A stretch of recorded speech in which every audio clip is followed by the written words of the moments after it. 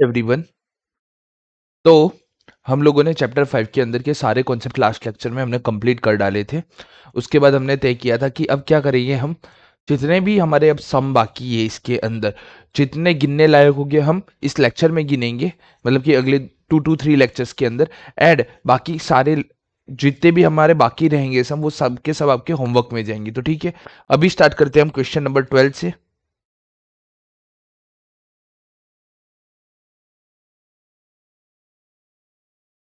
तो while applying for financing of working capital requirement to a commercial bank, TN Industry Limited projected the following information for the next year.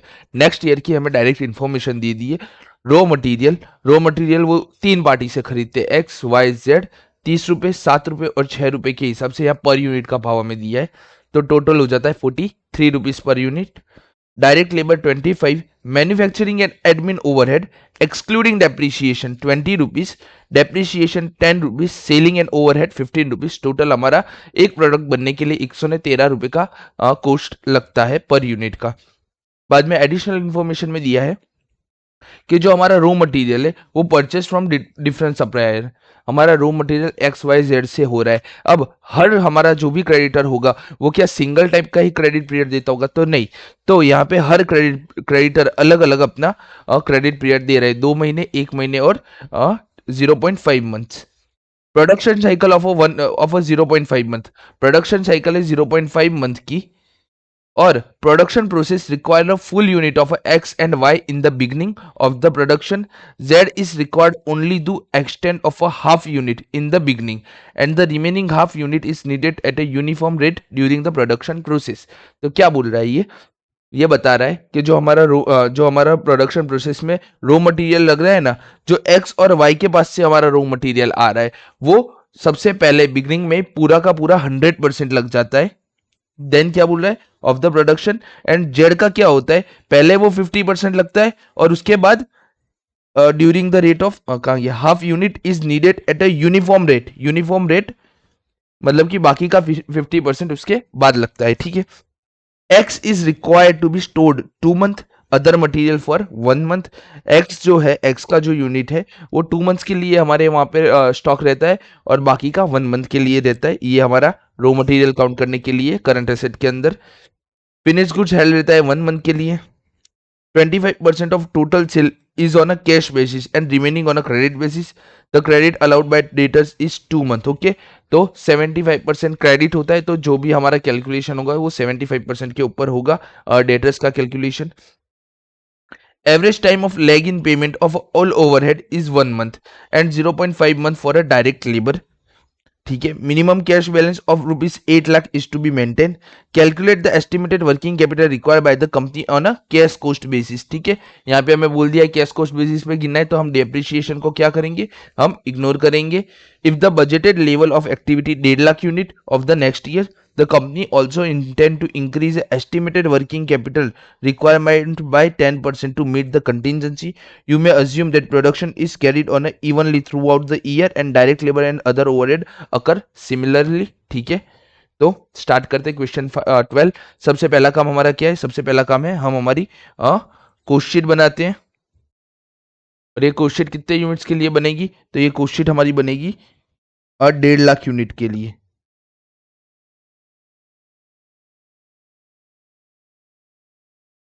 Done.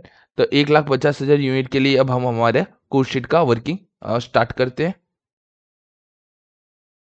तो सबसे पहले हमारा raw material जो लग रहा है एक्स वाई और जेड का लग रहा है 43 रुपीज इन टोटल में। तो रो मटेरियल यहां हम लिख देते पर यूनिट और टोटल भी लिख देते हैं।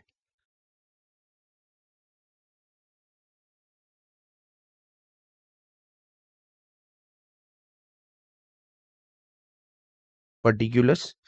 तो पर यूनिट कितना लग रहा है, एक्स वाई जेड है, तो यहाँ पे हमारा आ गया एक्स वाई एंड जेड। 30, 7 और 6 रुपए है, तो ये हमारा हो गया 30, 7 और 6। तो हमें हमारा टोटल रो मटेरियल मिल जाएगा सबसे पहले। डन।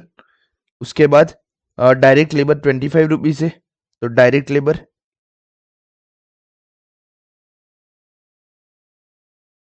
डायरेक्ट लेबर है हमारा 25 रुपीज़। यहाँ पे टोटल रो मटेरियल हो गया 43 रुपीज़ का, 6 6 12 13 और 30 43। Done. Manufacturing and admin overhead 20 rupees. Manufacturing and admin overhead ये हमारे 20 रुपीज़। डेप्रिसिएशन हमारा है 10 रुपीज़। तो डेप्रिसिएशन हम कैश कोस्ट पे बना रहे हैं, तो डेप्रिसिएशन हम क्या करेंगे, इग्नोर करेंगे। डन। तो मुझे क्या मिल जाएगा, हमारा मिल जाएगा कॉस्ट ऑफ सेल।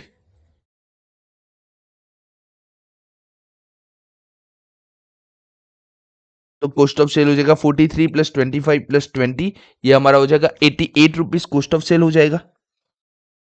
डन। उसके बाद कॉस्ट ऑफ सेल के बाद क्या है, ये भी हो गया, ये भी हो गया। डेप्रिसिएशन आएगा नहीं। सेलिंग ओवरहेड है, कितना है सेलिंग ओवरहेड, 15 रुपए। सेलिंग ओवरहेड वो है 15 रुपए। तो ये आपका आ जाएगा total sale, cost of sale.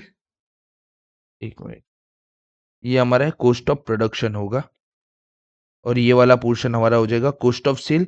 Cost of sale हो जाएगा 88 प्लस 15 रुपीज, तो ये हमारा हो जाएगा 103 रुपये। डन।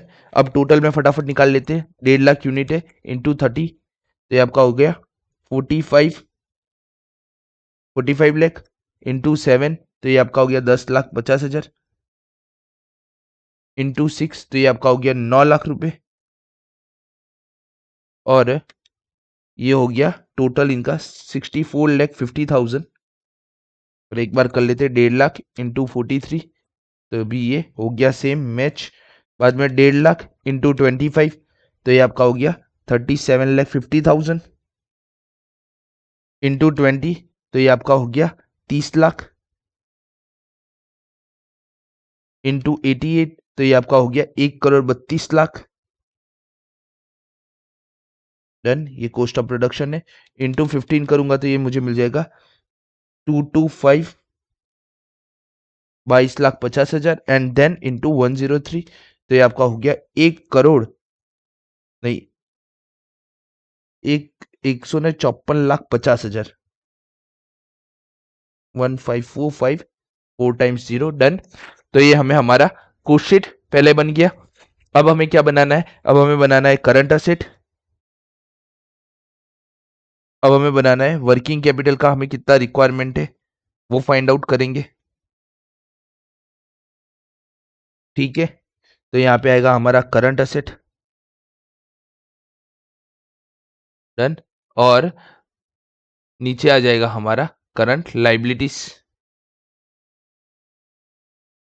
Current liabilities. डन। एक एक करके हम हर चीज को डिकोड करना स्टार्ट करेंगे। तो सबसे पहले हमें क्या बोला है, रॉ मटेरियल है वो परचेस हो रहा है डिफरेंट सप्लायर से, जिससे डिफरेंट क्रेडिट पीरियड आ रहा है, कोई बात नहीं है।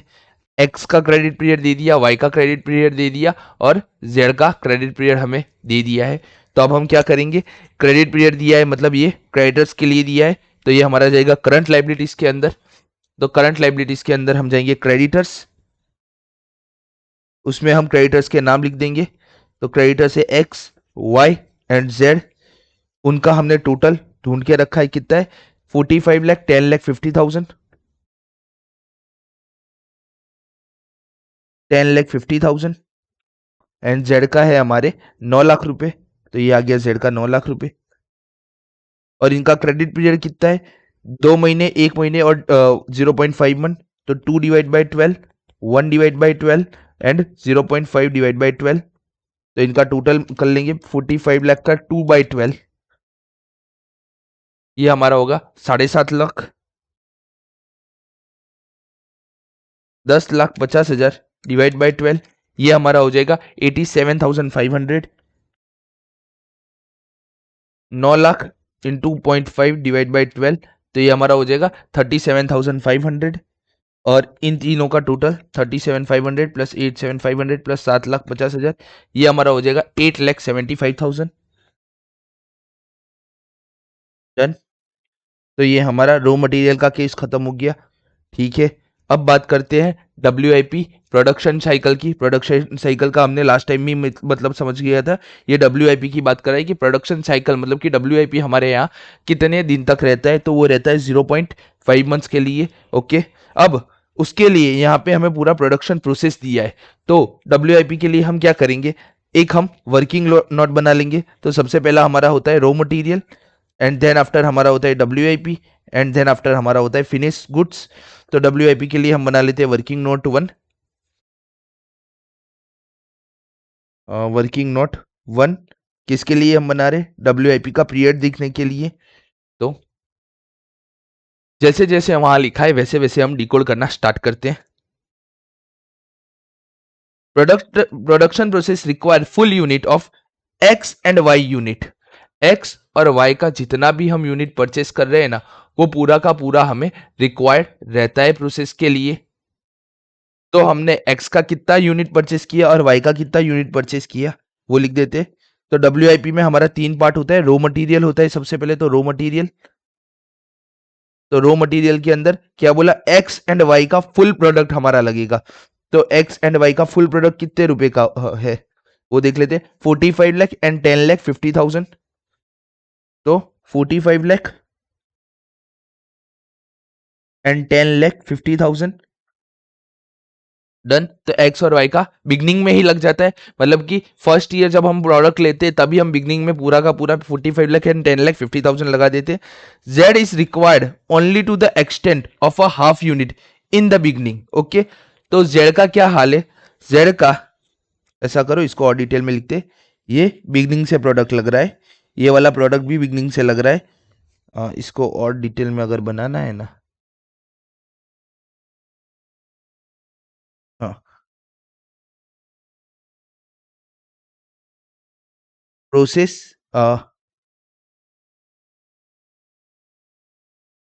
तो ऐसा करो, ऐसे कर लो। और ये कौन सा रॉ मटेरियल है जो बिगनिंग में लगता है, ठीक है। तो ये बिगनिंग में हमारा इतना इतना प्रोडक्ट लग रहा है। तो Z का कितना लग रहा है, Z is required to only extend of a half unit in the beginning.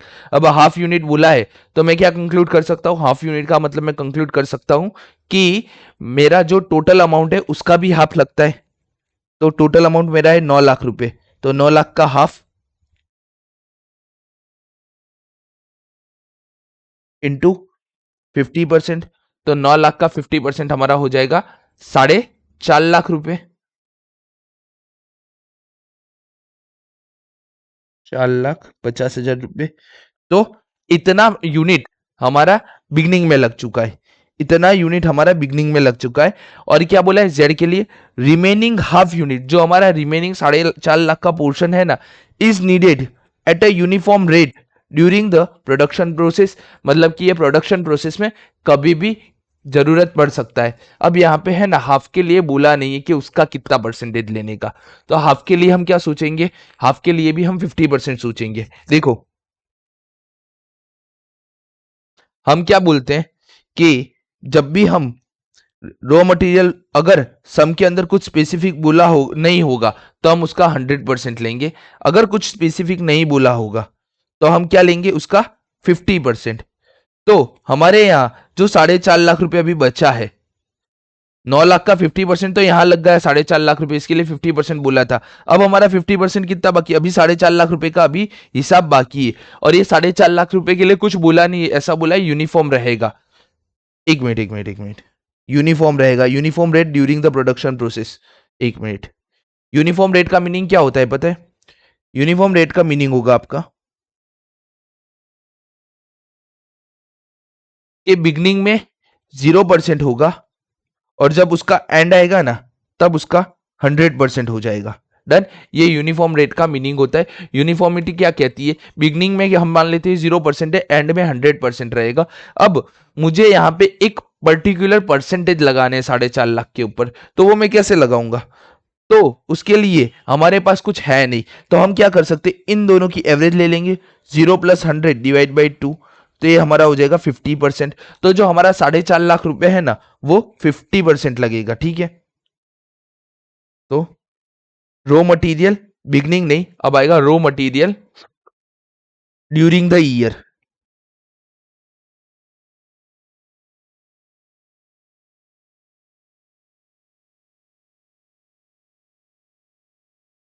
Raw material during the year. अब उसकी बात कर लेते हैं। तो जेड का, सिर्फ अकेला जेड का ड्यूरिंग द ईयर लगता है। वो कैसे लगता है? रिमेनिंग यूनिट हमारा कितना रह गया? 9 लाख था, उसका 15% ऑलरेडी लग चुका है, 4.5 लाख रुपए। और मतलब कि इन दोनों का जो डिफरेंस है वो ड्यूरिंग द ईयर कभी भी लग सकता है। यूनिफॉर्म बोला है, यूनिफॉर्म का मतलब 0 + 100 डिवाइड बाई 2, तो इसका 50%।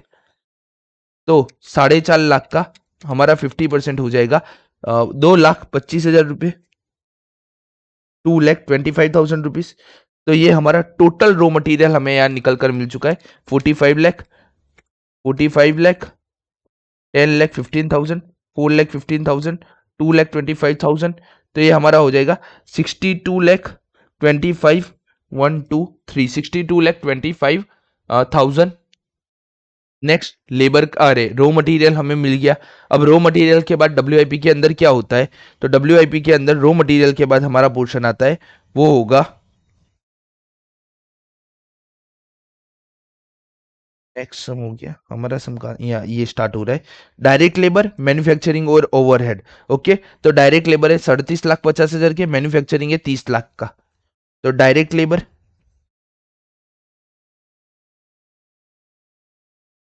थे हमारे 37,50,000 के, एंड मैन्युफैक्चरिंग ओवरहेड थे हमारे 30 लाख के। और हमने पहले भी बात की, क्या बात की? अगर डायरेक्ट लेबर और ओवरहेड के बारे में कुछ नहीं हो बोला हो तो क्या करेंगे हम उसका 50% करेंगे। तो इंटू 50%, इंटू 50%, 37,50,000 का 50% हमारा हो जाएगा 1,875,000, और 30 लाख का 50% हमारा हो जाएगा 15 लाख रुपए। 1 2 3 4 5, 15 लाख रुपए। डन। अब टोटल डब्ल्यूआईपी निकाल लेंगे हम।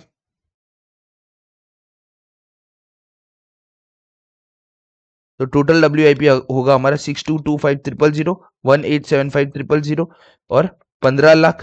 तो ये आपका हो जाएगा 96 लाख रुपीस। और डब्ल्यूआईपी का पीरियड कितना है वो देख लेते हैं। तो डब्ल्यूआईपी का पीरियड है 0.5 मंथ। तो ये आपका हो गया 0.5 मंथ। तो डब्ल्यूआईपी हमारा करंट लाइबिलिटी, करंट असेट के लिए कितना बनेगा? तो वो बन जाएगा 96 लाख, 96 इंटू 0.5 डिवाइड बाई 12।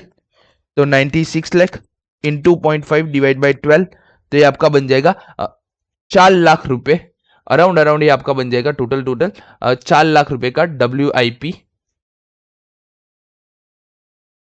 और ये 4 लाख हम लिख देंगे हमारे वर्किंग कैपिटल में, करंट असेट। डब्ल्यूआईपी हमने कितना ढूंढ लिया? 4 लाख रुपए। डन। तो ये हमारा डब्ल्यूआईपी का कैलकुलेशन यहाँ पे हमें मिल गया। अब हम नेक्स्ट की तरफ बढ़ेंगे। डन। तो ये डब्ल्यूआईपी का कॉन्सेप्ट क्लियर हो गया। X is required to be stored 2 month and other material for 1 month. तो यहाँ पे थोड़ी जगह करनी पड़ेगी। हमारे पास टोटल 3 टाइप के मटेरियल है, एक्स, वाई, जेड। और उनका अमाउंट कितना है? उनका अमाउंट है 45 लाख, 10 लाख 50,000 एंड 9 लाख। तो रॉ मटेरियल हमारा यहाँ आ गया तीनों का।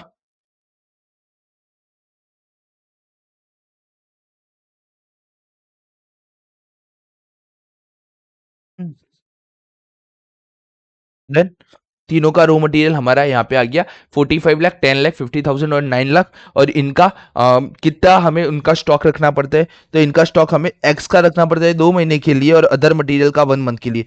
तो एक्स का हमें रखना पड़ेगा 2/12, और अदर का 1/12, 1/12। इसका मतलब क्या हुआ? एक्स हम 2 मंथ के लिए रखेंगे, वाई और जेड हम 1 मंथ के लिए रखेंगे। 45 लाख इंटू 2 डिवाइड बाई 12। तो ये आपका हो जाएगा 7.5 लाख रुपए।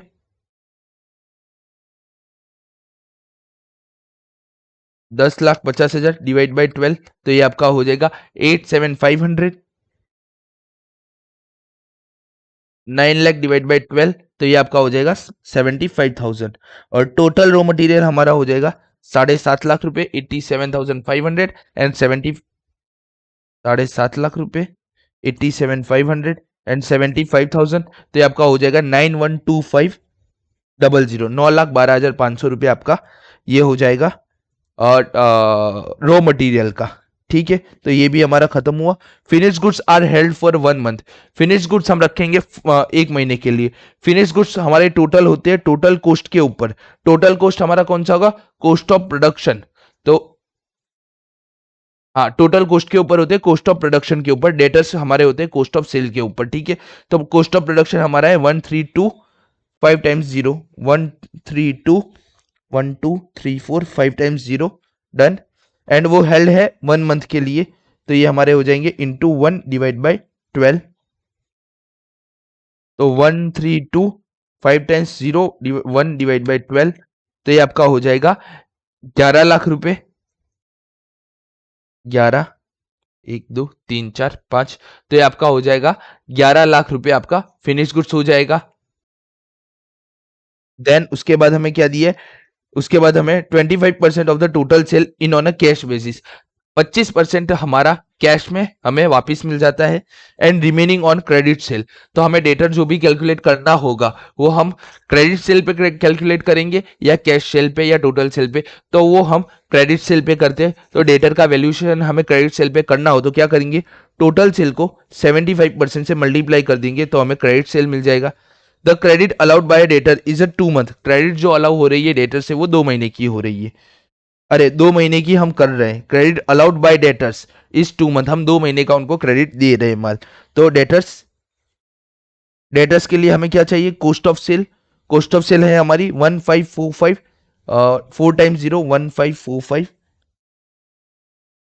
4 टाइम्स 0, इसका 75% करूंगा तो मुझे क्रेडिट सेल मिल जाएगा। और 2/12 करूंगा तो मुझे डेटर्स का पीरियड, डेटर्स का अमाउंट मिल जाएगा। इंटू 75% इंटू 2/12, तो ये आपका हो जाएगा 1931250। डन, 1931250, तो ये आपका हो गया डेटर्स। तो डेटर्स का भी हमने खेल खत्म कर दिया। एवरेज टाइम लैग लिखा है, लैग का मतलब हमारा होगा current liability in payment of all overhead 1 month and 0.5 month of direct labour.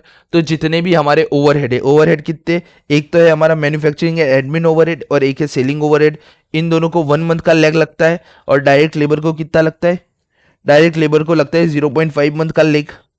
तो ठीक है, यहाँ पे हम लाइबिलिटीज में जाएंगे। WIP को थोड़ा नीचे करना पड़ेगा।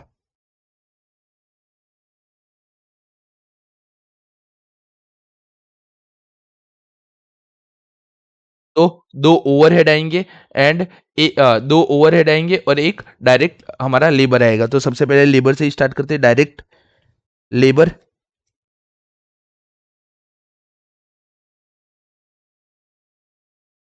Direct labour. तो डायरेक्ट लेबर हमारे कितने रुपए का है? तो डायरेक्ट लेबर है हमारा 37,50,000 का। Direct labour 37,50,000। और उसका पीरियड कितना है? तो उसका पीरियड 0.5 मंथ है। तो इंटू 0.5 डिवाइड बाई 12, तो 37,50,000 इंटू 0.5 डिवाइड बाई 12, तो ये आपका हो जाएगा 156,250। तो ये लेबर का काम हमारा खत्म हो गया। अब बात करते हैं ओवरहेड की। टोटल हमारे पास दो ओवरहेड थे। एक था हमारा एक था हमारा मैन्युफैक्चरिंग एंड एडमिन ओवरहेड। तो यहां पे मैं लिख देता हूं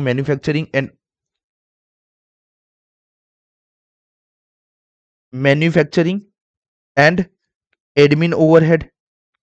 एंड सेकंड हमारा था यहाँ पे, वो था सेलिंग ओवरहेड। तो यहाँ पे आ जाएगा सेलिंग ओवरहेड। डन।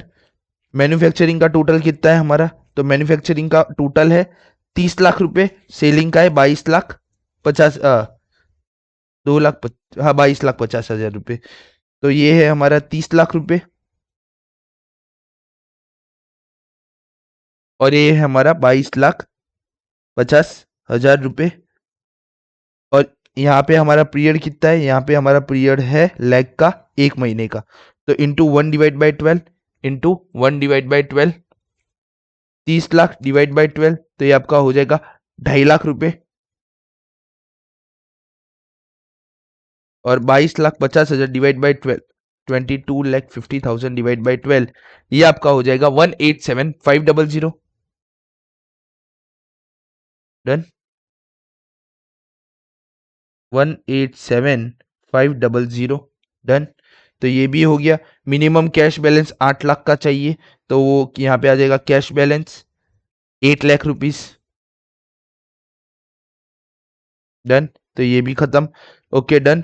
10% की कंटिजेंसी लाइबिलिटी रखनी है, तो वो भी हम रख देंगे। हम्म।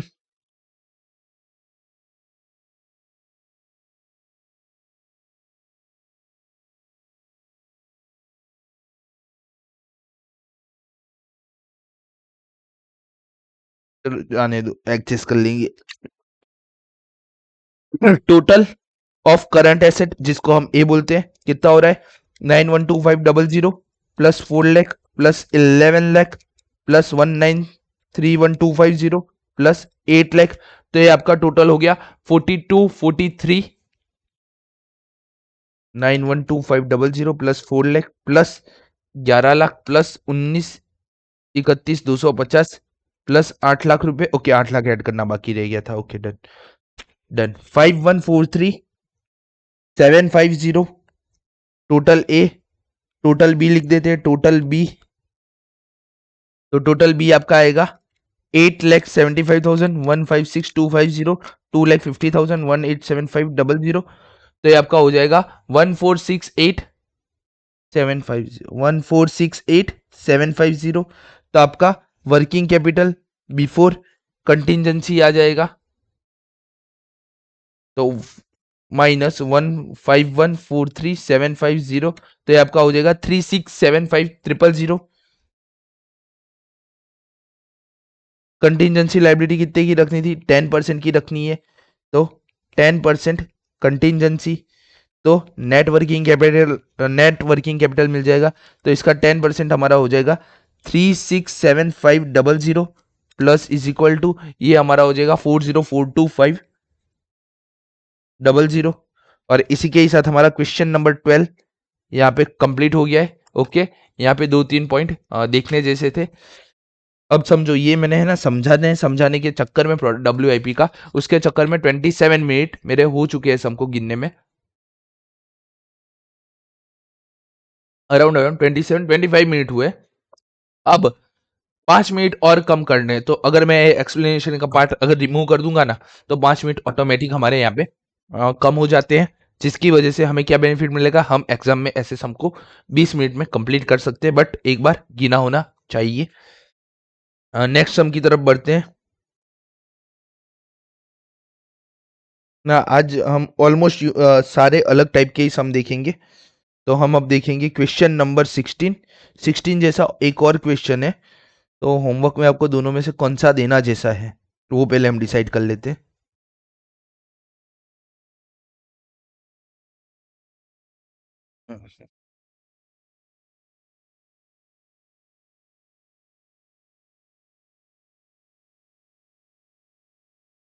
5:30 एक ही समय ऐसा?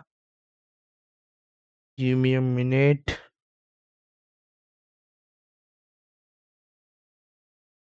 23। नो। नोप। क्वेश्चन 19 नहीं, 18 नहीं, 17 नहीं, 16 एक ही समय ऐसा? 13 नहीं।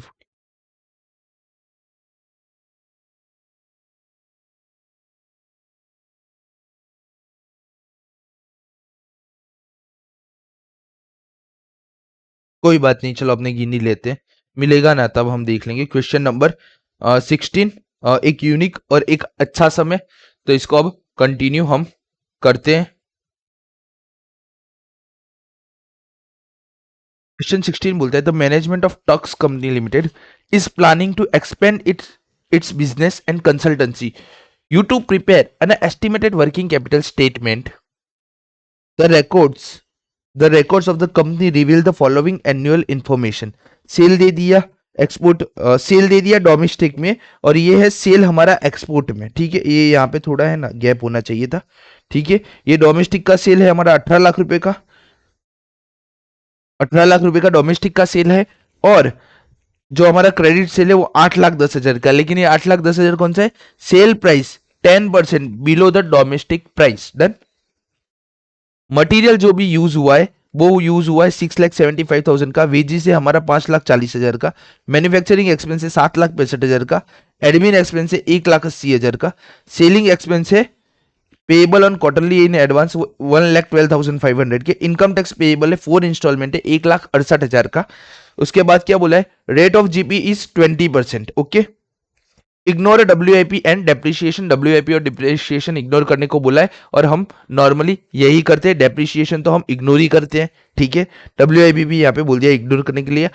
The company keeps a 1 month stock of raw material and finish goods and believe in keeping rupees 2.5 lakh available to its include the overdraft limit 75,000 not utilized by the company। Okay, cash balance वो around 2.5 lakh का रखते हैं ऐसा बोल रहे हैं। अगर 2.5 लाख से कम है हमारा तो हम 75,000 का हमारे पास ओडी है, हम 75,000 का जो हमारा ओडी है ना, हम वहां से लेके आ जाएंगे, ठीक है। इसके लिए एक छोटा सा वर्किंग है वो हम करेंगे।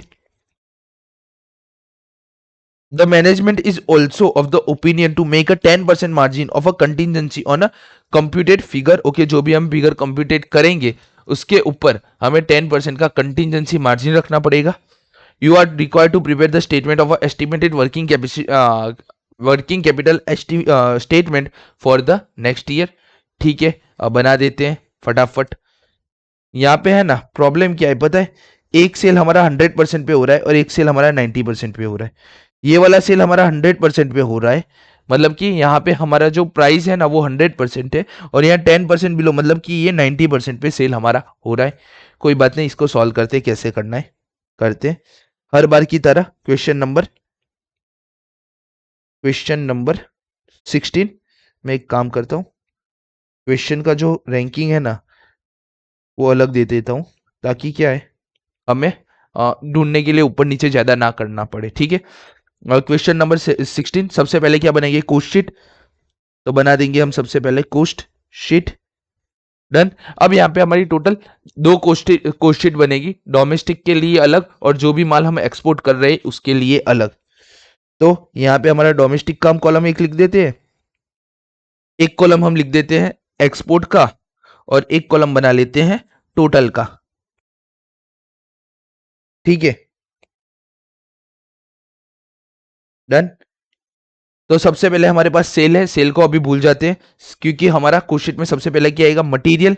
तो मटेरियल हमने यूज किया 6,75,000 इन टोटल, तो ये हमारा आ गया मटेरियल। ये इन टोटल में हमने यूज किया है मटेरियल, जो हमने इन टोटल में यूज किया है 6,75,000 का, ठीक है। अभी डोमेस्टिक और एक्सपोर्ट की हमें परसेंटेज पता नहीं है। पेमेंट ऑफ वेजिस ये हमने किया है, वेजिस का पेमेंट पूरे साल में 5,40,000 का, तो वेजिस 5,40,000। डन। उसके बाद है payment of manufacturing expense and admin expense. तो मैन्युफैक्चरिंग एक्सपेंस है 7,65,000। मैन्युफैक्चरिंग एक्सपेंस हमारे कितने थे? 7,65,000, ठीक है। तो वो कर लेते हैं 7,65,000। डन। अब मैन्युफैक्चरिंग एक्सपेंस के बाद हमारे पास क्या है? Admin expense 1,80,000। तो हमारे यहाँ पे आ जाएंगे एडमिन एक्सपेंस 1,80,000 के। Admin expense 1,80,000। अभी हम सब कुछ टोटल में ही देख रहे हैं, तो हमारा आ जाएगा टोटल कॉस्ट ऑफ प्रोडक्शन, पूरा का पूरा प्रोडक्शन करने में कॉस्ट क्या आता है?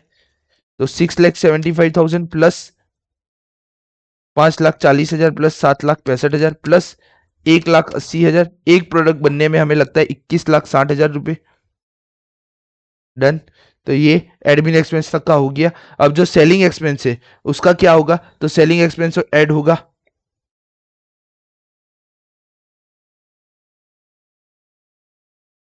तो हमारा सेलिंग एक्सपेंस है 1,12,500।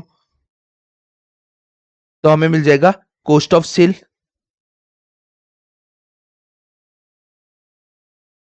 तो कॉस्ट ऑफ सेल हमारा आ जाएगा 1,12,500। 2272,500। अब हमें मिल गया हमें हमारा कॉस्ट ऑफ सेल।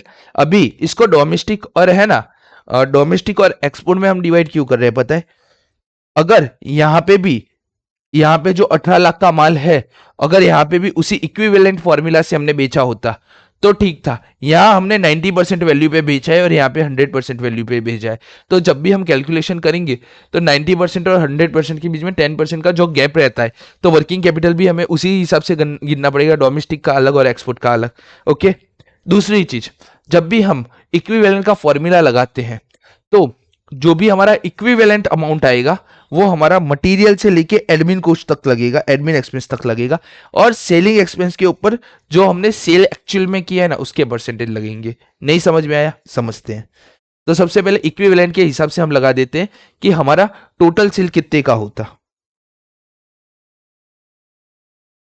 तो देखते हैं इसको। तो हमारा डोमेस्टिक सेल है,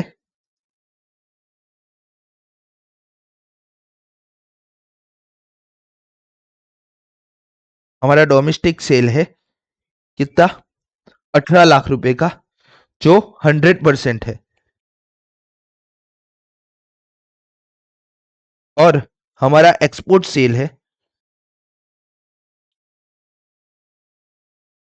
8,10,000, जो कितना है 10% बिलो, मतलब कि 90% अमाउंट है। 90% ये है 8,10,000 रुपए। तो अब हम 18 लाख और 8,10,000 को कभी कंपेयर कर नहीं सकते हैं। तो उसको कंपेयर करने के लिए हम क्या करेंगे, ये जो हमारा एक्सपोर्ट सेल है 90% का, इसको हम 100% में कन्वर्ट कर देंगे। तो कैसे करेंगे देखते हैं। एक्सपोर्ट सेल, अब समझो 90% पे 8,10,000 रुपये होता है, तो 9 लाख 100% पे हमारा कितना होगा? डन। अगर मैं करूंगा यहाँ पे 8,10,000 इंटू 100 डिवाइड बाई 90, तो ये हमारा कितना आ जाएगा? 8,10,000 इंटू 100 डिवाइड बाई 90, ये हमारा आ जाएगा 9 लाख रुपए। तो अगर एक्सपोर्ट सेल अगर हमने जेन्यून तरीके से किया होता तो ये कितना था? 9 लाख रुपए। अब ऐसा मानो 9 लाख का हमारा टोटल सेल हुआ है और जिसके ऊपर 10% डिस्काउंट दिया है, जिसकी वजह से वो 8,10,000 का हो गया। डन। अब मैं परसेंटेज निकाल दूं यहाँ पे, तो domestic sale tends to export sale, तो ये हमारा हो जाएगा 18 लाख, और ये हमारा हो जाएगा 8,10,000, अरे 9 लाख रुपए। तो ये हमारा हो जाएगा 2:1। तो हमें हमारा एक्सपोर्ट एंड डोमेस्टिक सेल को 2:1 में डिवाइड करना पड़ेगा। तो अब हम इसको 2:1 के फॉर्मूला में डिवाइड कर देंगे। मैं अभी देख रहा था ना, तो मेरे को ऐसा ध्यान आया, अगर नहीं करेंगे ना 2:1 में तो अभी चलेगा, बट हम करके देख लेते हैं, क्योंकि मेरे को है ना वहां पे हर एक चीज आपको डेटर्स और मटेरियल मुझे अलग बताना पड़ेगा। ठीक है। तो 6,72,75,000, ये दो है, ये एक है, मतलब ये 2/3 है और ये 1/3 है टोटल से, टोटल एक्सपेंसिस या सेल का। तो 6,75,000 इंटू 2/3, हमारा डोमेस्टिक कितना हो जाएगा? 4.5 लाख रुपए। और ये हमारा हो जाएगा 6,75,000 माइनस 4.5 लाख, तो ये हमारा हो जाएगा 2,25,000 रुपीज। वेजिस 5,40,000 इंटू 2/3, तो ये हमारा हो जाएगा 3,60,000 रुपये। और ये हमारा हो जाएगा 360 माइनस 540, 180, हाँ 1,80,000। मैन्युफैक्चरिंग एक्सपेंस 7,65,000 के हैं, इंटू 2/3, तो ये हमारा हो जाएगा 5,10,000, और 5,10,000 माइनस 7,65,000, 7,65,000, ये हमारा हो जाएगा 2,55,000 का। एडमिन एक्सपेंस की बात कर लेते हैं, वो है 1,80,000 के, इंटू 2/3, तो ये हमारा हो जाएगा 1,20,000, और इसका हो जाएगा 60,000, 1,80 है ना, 60,000। दोनों का टोटल कर लेते हैं, 4.5 लाख प्लस 3,60,000 प्लस 5,10,000 प्लस 1,20,000, तो ये आपका हो जाएगा 14,14,000। एंड ये राइट वाला हो जाएगा 225,000 प्लस 1,80,000 प्लस 2,55,000 प्लस 60,000, ये आपका हो जाएगा 7,20,000 रुपए। Okay done. तो इक्विवेलेंट के फॉर्मूला से, मतलब कि इक्विवेलेंट का फॉर्मूला क्या बोलता है? इक्विवेलेंट का फॉर्मूला मेरे को बोलता है कि डोमेस्टिक सेल हमने 18 लाख का किया है और एक्सपोर्ट सेल एक्चुअली में हमारा हुआ है 9 लाख रुपए का, जिसमें हमने 10% डिस्काउंट दिया है, जिसकी वजह से वो सेल हो गया 8,10,000 रुपए। ओके अब बात करते हैं सेलिंग एक्सपेंस की। तो selling expense always sales ratio पे जाता है। रीजन मैं बताता हूं, एक बात समझो। सेलिंग एक्सपेंस हम किसके लिए करते? हमने एडवर्टाइजमेंट किया, वो सेल के लिए किया। अब एडवर्टाइजमेंट की हमने प्रोडक्शन बढ़ाने के लिए किया? नहीं, हमने एडवर्टाइजमेंट जो भी किया वो सेल बढ़ाने के लिए किया। तो जो हमारा एडवर्टाइजमेंट हम करेंगे उसको किस रेशियो में ज्यादा बांटना अच्छा है, प्रोडक्शन रेशियो में या सेल्स रेशियो में? ये हमने जो बांटा है ना, ये इक्विवेलेंट सेल रेशियो है, जबकि यहाँ पे ओरिजिनल सेल्स रेशियो लगेगा। तो हमें सेलिंग एक्सपेंस हमें किस में बांटना चाहिए? हमें ओरिजिनल सेल रेशियो में बांटना चाहिए या इक्विवेलेंट सेल रेशियो में? तो आंसर है ओरिजिनल सेल रेशियो में। रीजन क्या है? अगर हमने 50,000 का सेल किया, अरे 50,000 का एडवर्टाइजमेंट किया, जिसकी वजह से हमारा ड्यूरिंग द मंथ 1.5 लाख का सेल हुआ, इसका मतलब क्या? ये क्या शो करता है? ये हमारा शो करता है कि 1.5 लाख रुपए का माल बेचने के लिए हमें 50,000 का एडवर्टाइजमेंट करना पड़ा। ठीक है, अब एक और एग्जांपल ले लेते हैं कि हमने एडवर्टाइजमेंट किया था कि हम 10% डिस्काउंट देंगे, जिसकी वजह से ये 1.5 लाख का सेल हुआ है। मतलब ये 1.5 लाख माइनस 10% करूं मैं, तो मेरा आ जाएगा 1,35,000। I think so I am right. 1,35,000 minus 15 तो 5, और हाँ बस 1,35,000। अब ये 10% का डिस्काउंट दिया है 50,000 रुपए के लिए। तो 50,000 का हमने एडवर्टाइजमेंट किया, जिसमें हमने बोला था 10% डिस्काउंट होगा, और हमारा सेल हुआ है 1.5 लाख का, जिसमें से हमने 10% डिस्काउंट माइनस किया 1,35,000। अब कोई हमें बोले एडवर्टाइजमेंट रेशियो दो, तो आप 1,35,000 के हिसाब से दोगे या 1.5 लाख के हिसाब से दोगे?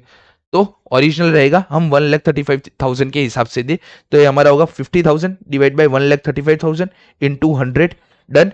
वैसे ही रॉ मटेरियल है, रॉ मटेरियल हमने परचेज किया 1 लाख रुपए का, जिससे हमारा यूनिट्स बना, मतलब कि यूनिट्स का रुपीस बना। हमने टोटल 2 लाख का फाइनल गुड्स बनाया। तो हमें रॉ मटेरियल का परसेंटेज जानना है, तो हम क्या करेंगे? और इसको हमने 10% से डिस्काउंट दिया 20,000 का, तो ये हमारा हो जाएगा 180। अब आप समझो, रॉ मटेरियल प्रोडक्शन के लिए लगा है, ये जो फाइनल आउटपुट है ये प्रोडक्शन है, और ये डिस्काउंट के बाद का है, तो मैं यहाँ पे प्रोडक्शन मैच करूंगा। ठीक है, वैसे ही सेलिंग एक्सप्रेस में मैं सेल एक्सप्रेस करता हूँ, तो ये सारा प्रोडक्शन का पार्ट था, तो मैंने यहाँ पे प्रोडक्शन से हमने किया कि हमने कितना एक्चुअली हमने कितना सेल किया है प्रोडक्शन वाइज। ठीक है, समझ में आया हो? अच्छी बात है। ना समझ में आया हो तो याद रखो कि जो हमारा प्रोडक्शन का यूनिट होता है वो ओरिजिनल सेल्स, जो हमारा प्रोडक्शन का रेशियो होता है, जो हमारा प्रोडक्शन का पार्ट होता है, जो भी एक्सपेंस या रॉ मटेरियल, उसको हम इक्विवेलेंट सेल रेशियो से डिवाइड करते हैं। जबकि कभी भी हमारा सेलिंग के लिए कोई एक्सपेंस होगा, सेल्स एक्सपेंस होगा, उसको हम सेल्स रेशियो से डिवाइड करते हैं। तो सेल्स रेशियो हम यहां ढूंढ लेते हैं। सेल्स रेशियो ये है हमारा इक्विवेलेंट सेल्स रेशियो, और हम अब ओरिजिनल सेल्स रेशियो ढूंढेंगे। ओरिजिनल सेल्स रेशियो कैसे मिलेगा? Domestic sale tends to export sale. ठीक है, डोमेस्टिक सेल हमारा था 18 लाख का, और इक्विवेलेंट सेल हमारा था 8,10,000 का। तो अब अगर हम इसका फाइनल आउटपुट निकालना है, 18 लाख डिवाइड बाय 8,10,000। बहुत पॉइंट में जवाब आ रहा है, यही रहने देते हैं अभी। अब क्या करते हैं, जो 112500 है, इसको हम सेल के रेशियो में डाल देते हैं। 18 लाख प्लस 8,10,000, ये आपका हो गया 26,10,000 रुपए। टोटल है इसका 26,10,000 रुपए। तो हम इसको ऐसा बोल सकते हैं, 112500 का टोटल सेलिंग एक्सपेंस किया, जिसमें से 18 लाख रुपए डिवाइड बाय 26,10,000 क्या किया हमने? वही रेशियो का फॉर्मेट किया है कि 26 लाख क्या किया है, 26,10,000 का ओरिजिनल अमाउंट हमारा 18 लाख है, तो 112500 होगा, तब हमारा ओरिजिनल अमाउंट कितना होगा? 112500 इंटू 18 लाख डिवाइड बाई 26,10,000, तो ये आपका आ जाएगा 77586 77586 और उसका हम डोमेस्टिक का अरे एक्सपोर्ट का हम बैलेंसिंग फिगर निकाल देंगे 77586 34914 ओके। अब कॉस्ट ऑफ सेल हमारा कितना आ जाएगा 14,14,000 प्लस 77586 तो ये हमारा हो जाएगा 15,17,586। बाद में हमारा होगा 7,20,000 7,20,000 प्लस 34914 तो ये हमारा हो जाएगा 754,914 ओके।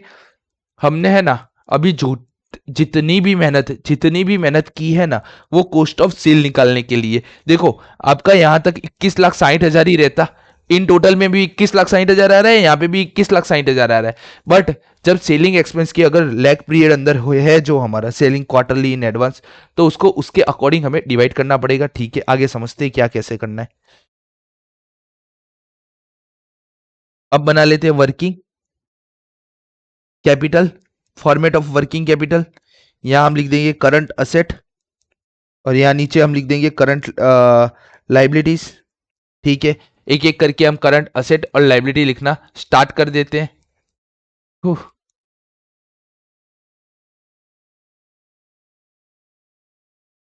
तो सबसे क्या बोल पहले सेल्स का और एक्सपोर्ट का दिया है domestic at 1 month credit and export वाला 3 मंथ क्रेडिट पे हम लोग करते हैं। तो देखते हैं कैसे करना है इसको।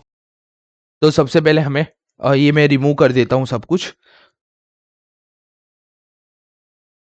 Delete okay. क्योंकि है ना इन लोगों ने क्या किया है टेबल के अंदर ही हमें हर चीज का अमाउंट भी दे दिया है तो कंफ्यूजिंग होगा। डोमेस्टिक के लिए हम 1 मंथ का क्रेडिट देते और एक्सपोर्ट के लिए हम 3 मंथ का क्रेडिट देते। तो करंट एसेट के अंदर हमारा आएगा रॉ मटेरियल, WIP है नहीं तो फिनिश गुड्स, और उसके बाद हमारा आ जाएगा डेटर्स। ठीक है, तो डेटर्स के अंदर दो पार्ट पड़ गए हमारे। सबसे पहला हमारा है डोमेस्टिक और उसके बाद है हमारा एक्सपोर्ट। अब डोमेस्टिक के लिए कितनी अमाउंट है 15,17,586 और 7,54,814 एक्सपोर्ट के लिए। देखो अगर है ना यहाँ पे ऐसा बोल दिया दोनों के लिए 1 मंथ क्रेडिट है तो हम टोटल भी ले लेते ना तो कोई फर्क नहीं पड़ता। बट दोनों का यहाँ पे 1 मंथ और 3 मंथ दोनों का क्रेडिट पीरियड डिफरेंट है। अब क्रेडिट पीरियड डिफरेंट है तो मेरा कॉस्ट ऑफ सेल भी डिफरेंट ही होगा दोनों का, तो उसका कॉस्ट ऑफ सेल हमने इसके लिए निकाला है। ठीक है, 15,17,586 15,17,586 और एक्सपोर्ट का था 754,814 दोनों का हमारा पीरियड क्या है 1 मंथ और 3 मंथ, तो इसका 1/12 और इसका 3/12 तो ये हमारा आ जाएगा 15,17,586 डिवाइड बाई 12 तो ये हमारा आ जाएगा डेटर्स पहले का 126,466 and 754,814 divide by into 3 divide by 12 तो ये हमारा आ जाएगा 118,701 188,729 डन 754,814। अच्छा ओके, मैंने वहां पे 914 लिखा और यहाँ पे 814 लिखा, डन 754,914 डन। तो ये हमारा आ जाएगा 188,729 डन ऑन कोई नहीं। चलो तो हमारा टोटल डेटर्स बाहर आ जाएगा 124,186,466,188,729 तो हमारा टोटल आ जाएगा 315,195। तो डेटर्स का हमारा खेल खत्म हुआ है यहाँ पे। तो ये और ये खत्म। मटेरियल जो यूज हो रहा है सप्लायर ने 2 महीने का क्रेडिट दिया है 6,75,000 पे। तो रॉ मटेरियल है हमारा 6,75,000 का और उसके लिए सप्लायर ने हमें कितने महीने का क्रेडिट दिया है 2 मंथ का, तो इंटू 2 डिवाइड बाई 12 तो 6,75,000 इंटू 2 डिवाइड बाई 12 तो ये आपका हो जाएगा 1125,000।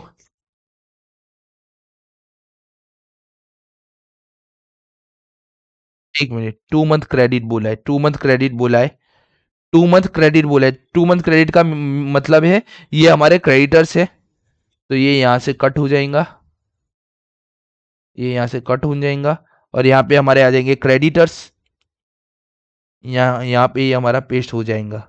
डन। ओके। क्रेडिट लिखा है, 2 मंथ्स का क्रेडिट है, तो ये हमारे क्रेडिटर्स है कि क्रेडिटर्स ने हमें जो मटेरियल दिया है वो 2 महीने के लिए दिया है, तो मटेरियल भी खत्म। पेमेंट ऑफ वेजेस 0.5 मंथ 5,40,000, तो लैग हो रहा है। हाँ, तो ये लैग हो रहा है, तो लैग यहाँ पे आएगा वेजिस 0.5 मंथ का था, 0.5 डिवाइड बाई 12 और अमाउंट कितना था 5,40,000, तो 5,40,000 इंटू 0.5 डिवाइड बाई 12, तो ये आपका हो जाएगा 22500। डन। तो ये वेजिस भी खत्म हो गया। मैन्युफैक्चरिंग है, लैग हो रहा है 7,65,000 का, तो manufacturing 7,65,000 into 1 divide by 12, 7,65,000 divide by 12, तो ये हमारा हो जाएगा 63750। डन। तो ये भी हो गया। Lag in payment, lag in payment of a admin expense. Okay, तो यहाँ पे मैं लिखूंगा एडमिन एक्सपेंस। एडमिन, एडमिन है 1 मंथ का 1,80,000, तो 1,80,000 into 1 divide by 12, 1,80,000 divide by 12, तो ये आपका हो जाएगा 15,000 रुपए। एडमिन के बाद क्या है हमारे पास, selling expense. Selling expense quarterly payable, quarterly in advance. अब ये एडवांस पेमेंट हो रहा है, तो यहां पे आ जाएगा सेलिंग एक्सपेंस,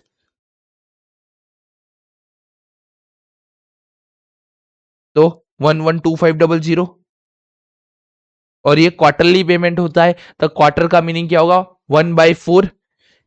ठीक है, टोटल साल में 4 क्वार्टर होते हैं, एक ही क्वार्टर का हम एडवांस पेमेंट कर रहे हैं, तो 112500 इंटू 1 डिवाइड बाई 4, तो ये हमारा हो जाएगा 28125। ओके, अगर आपको 28125 अगर आपको लिखना है तो एक क्वार्टर में 3 महीने होते हैं, तो 3 डिवाइड बाई 12 भी आप लिख सकते हो। डन। 1/4 या 3/12, चॉइस इज योर्स, दोनों सही है। Income tax payable in a 4 instalment of a which 1 fall in a next year, क्या लिखा है यहाँ पे, तो यहाँ पे लिखा है इनकम टैक्स पेएबल है, 4 इंस्टॉलमेंट है, उसमें से एक जो फॉल हो रहा है ना वो नेक्स्ट फिनेंशियल ईयर में हो रहा है, और टोटल है वैल्यू उसका 1,68,000। तो क्या करेंगे, इनकम टैक्स पेएबल है, एक मिनट को, एडवांस पेमेंट है, तो ये है ना जो next one fall in next year है ना, वो किसके लिए दिया है, वो उसके लिए दिया है ताकि आप समझ पाओ कि इसको आपको क्या करना है इसके लिए। ठीक है, जल्दी सोचो, इसको हम पुट कहाँ करेंगे, करंट असेट में या करंट लाइबिलिटी में, फटाफट सोचो सोचो सोचो, तब तक मैं बताता हूं कैसे करना है। अब वर्किंग नोट नहीं है, एक रफ वर्क है, मैं एक रफ वर्क करके आपको यहाँ पे बता रहा हूं।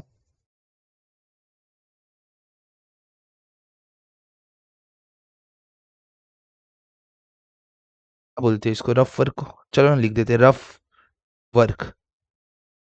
वहां पे जो चीजें लिखी है ना उसको हम डिकोड करते हैं। ठीक है, तो क्या लिखा है, इनकम टैक्स पेएबल है, तो आईटी पेएबल है।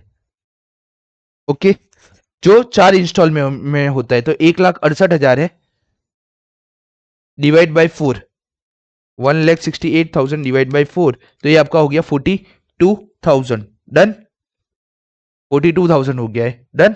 तो यहां तक का तो डिकोड कर लिया कि इनकम टैक्स पेएबल है 1,68,000 का है, जिसको 4 इंस्टॉलमेंट में, मतलब कि हर इंस्टॉलमेंट में हम 42,000 पे करेंगे, of which 1 fall in next financial year, जिसमें से एक हमारा नेक्स्ट फिनेंशियल ईयर में आ रहा है। फिनेंशियल ईयर स्टार्ट कब से होता है, 1/4 से होता है और 31/3 पे खत्म होता है। ये 1/4 21 है और 31/3 22, 21-22 ही है ना, कुछ दिया नहीं, अपने मान लेते ये 1/4 25 से, ये 1/4 25 से 31/3/26 का टोटल हमारा फिनेंशियल ईयर है। ओके, अब ये क्या बोल रहा है, एक एक इंस्टॉलमेंट हम नेक्स्ट फिनेंशियल ईयर में भर रहे हैं, तो वो नेक्स्ट फिनेंशियल ईयर हम मान ले 1/4/26 से, 1/4/26 से 31/3/27। ठीक है, अब ये क्या बोल रहा है कि 42,000 हमारे हम यहाँ पे पे कर रहे हैं, और 42,000 के 3 इंस्टॉलमेंट हम यहाँ पे कर रहे हैं, राइट।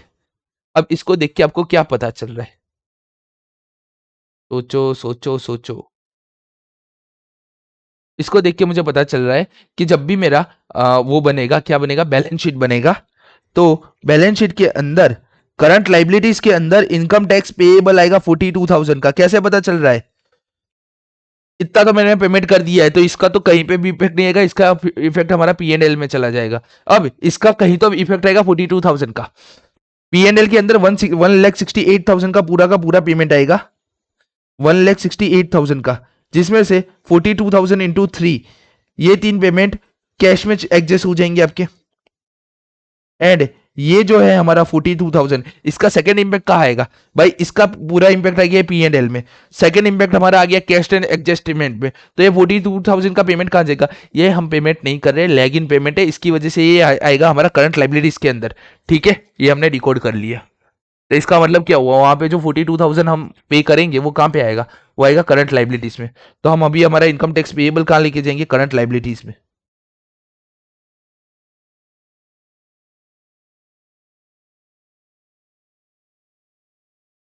42,000, ओके। एग्जाम पे के टाइम पे आपको कंफ्यूज करने के लिए अभी तो किसी ने याद कर लिया भाई करंट लाइबिलिटीज, एग्जाम में है ना, which one fall in next financial year, उसकी जगह लिख देंगे which one fall in the previous financial year. अब क्या होगा? तो अब ये करंट एसेट बन जाएगा, समझो। एक तो हमने पेमेंट कर दिया 42,000 का लास्ट ईयर में, और 3 अब पेमेंट कर रहे हैं। अब जो भी पेमेंट आएगा मेरे पास में वो नेक्स्ट ईयर का ही आएगा ना, तो वो करंट एसेट बनेगा। ठीक है, एक आध सम है शायद तक जिसमें है ना विच वन फॉल, नहीं आई थिंक सो सारे सब में करंट लाइबिलिटी दिखाया है, गोक के मत जाना। टेक्निकली कॉन्सेप्ट वाइज समझो, ये 42,000 क्यों हमारा लाइबिलिटी बना, असेट क्यों नहीं बना है। ठीक है, रेट ऑफ जीपी 20% फालतू की चीज है, वैसे ये फालतू की चीज नहीं है। अगर इससे चाहो ना तो आप cost of sale and cost of good sale direct ढूंढ सकते हो, बट हमने ढूंढ लिया है बहुत अच्छे तरीके से। एक ही मेथड अपने हाथ में रखना, मल्टीपल मेथड के पीछे मत भागना। आप अगर एमटीपी आरटीपी देखोगे तो वहां पे एक डिफरेंट मेथड है, वो डिफरेंट मेथड में क्या किया है कि सेल्स दिखाया है, सेल्स में से प्रॉफिट माइनस कर दिया है, तो कॉस्ट ऑफ सेल आ गया है आपका, और कॉस्ट ऑफ सेल के अंदर है ना ये कैलकुलेशन करके डायरेक्ट उसमें सीओजीएस आपने और वो वाला पोर्शन, मतलब कि उन्होंने क्या किया है, ये वाला जीपी से ढूंढ दिया है और ये वाला पोर्शन एड बैक करके आपको वहां पे डायरेक्ट कॉस्ट ऑफ सेल आपको दे दिया है। But one one method use करो तो ज्यादा अच्छा है, मल्टीपल मेथड के पीछे मत भागना। ठीक है, तो ये हमने समझ लिया, इनकम टैक्स पेएबल यहाँ पे जाएगा। ठीक है, जीपी इग्नोर डब्ल्यूआईपी। ठीक है, the company keeps 1 month stock of raw material, तो रॉ मटेरियल का हम 1 मंथ का स्टॉक रख रहे हैं। तो रॉ मटेरियल हमारे पास है कितने का? रॉ मटेरियल है हमारे पास 6,75,000 का, इंटू 1/12, 6,75,000 डिवाइड बाई 12, तो ये आपका आ जाएगा 56,250। डन। एंड उसके बाद क्या बोला है? And finish goods, okay. Company keeps 1 month stock of raw material and finish goods, finish goods का भी हम 1 महीने का रखते हैं, तो फिनिश गुड्स के लिए हमें क्या देखना पड़ेगा? Cost of production, cost of production हमारा है 21,60,000 का टोटल में, तो 21,60,000 इंटू 1/12, तो करते हैं 216, 21,60,000 डिवाइड बाई 12, तो ये हमारा आ रहा है 1,80,000। डन। 21,60,000 डिवाइड बाई 12, हाँ 180, डन, राइट है 180। एंड उसके बाद क्या बोला है? And believes in keeping 2.5 lakh available to its include OD limit of ₹75,000 not yet utilize by the company. तो कंपनी बिलीव रखती है 2.5 लाख रुपए रखने में, जिसमें से 75,000 हमारा ओडी होगा। अब हम यहाँ करंट एसेट के अंदर यहाँ क्या लिखते हैं? Cash and bank balance. Done. आपका ओडी कहां पे आता है आपको पता है? आपके बैलेंस शीट के अंदर आपका ओडी कौन से पार्ट पे आता है आपको पता है? ओडी आपका कहां पे आता है आपको पता है? नहीं पता होगा। ओवरड्राफ्ट हमारा है ना, करंट लाइबिलिटीज के अंदर, शॉर्ट टर्म बोरोविंग के अंदर आता है। अब हम यहाँ क्या लिख रहे हैं, current asset minus current liabilities, working capital ढूंढ रहे हैं। ओडी कहाँ आता है, ओडी आता है शॉर्ट टर्म बोरोविंग के अंदर। क्या ओडी वर्किंग कैपिटल का पार्ट बनेगा, तो नहीं। रीजन बिंग ओडी हमारा आएगा 75,000 का, वो आता है शॉर्ट टर्म बोरोविंग में। तो 2,05,000 का हमारा टोटल कैश हमें रखना है, उसमें से ओडी हमारा है 75,000 नॉट येट यूटिलाइज, तो माइनस में करूंगा 0.75, तो ये हमारा हो जाएगा 2.5 लाख माइनस 75,000, तो ये हमारा हो जाएगा 1,75,000। 2,50,000 माइनस 75,000, तो ये हमारा हो जाएगा 1,75,000। तो इस हिसाब से हमारा cash balance and bank balance आता है। अगर इस सब में ऐसा बोल दिया होता कि कंपनी 2.5 लाख रुपए इंक्लूडिंग ओडी रखता है, ओडी का लिमिट 75,000 है, out of 75,000 out of 25,000 used, तो आप क्या करोगे, कुछ नहीं, 2.5 लाख माइनस 0.75,000, ये टोटल हमारा ओडी था, उसको हम माइनस करेंगे 1,75,000, ये आया। अगर ये लिख के आओगे तो 99% चीज आप गलत करके आओगे, ठीक है। एक और तरीके से समझना है, मैंने एक बोलने में गलती अभी कर दी। क्या गलती कर दी, 75,000 हमारा आता है short term borrowing. Short term borrowing हमारा क्या होता है, शॉर्ट टर्म बोरोविंग हमारा होता है करंट लाइबिलिटीज, एंड ये बैंक बैलेंस हम कहाँ कीप करते हैं, ये हम कीप करते हैं कैश एंड बैंक बैलेंस में, जो हमारा जाता है करंट असेट में। अब आप क्या कर सकते हो, एग्जाम के टाइम पे आपके पास ऑप्शन है, आपके पास ऑप्शन है, आप 75,000 दिखा दो, अब 75,000 दिखा दो करंट लाइबिलिटीज के अंदर, 2,50,000 दिखा दो करंट असेट के अंदर, नील इफेक्ट 1,75,000। अब मैंने माइनस क्यों किया, तो देखो समझो, वहां जो लिखा है ना उस चीज को समझो कि वो करंट असेट और करंट लाइबिलिटी को साथ में दे रहा है, तो मुझे क्या करना चाहिए, मुझे अपना करंट असेट का टोटल नेट करंट असेट रखना चाहिए, ठीक है। इसलिए हम लोग माइनस करके लिखते हैं, मेजरली हर जगह माइनस करके ही लिखा होगा, ठीक है। तो यहाँ पे हमारा सम कंप्लीट हुआ, टोटल कर लेते हैं, 56,250, 1,80,000, 315,195 प्लस 28,125 प्लस 1,75,000, ये हमारा हो जाता है इन टोटल में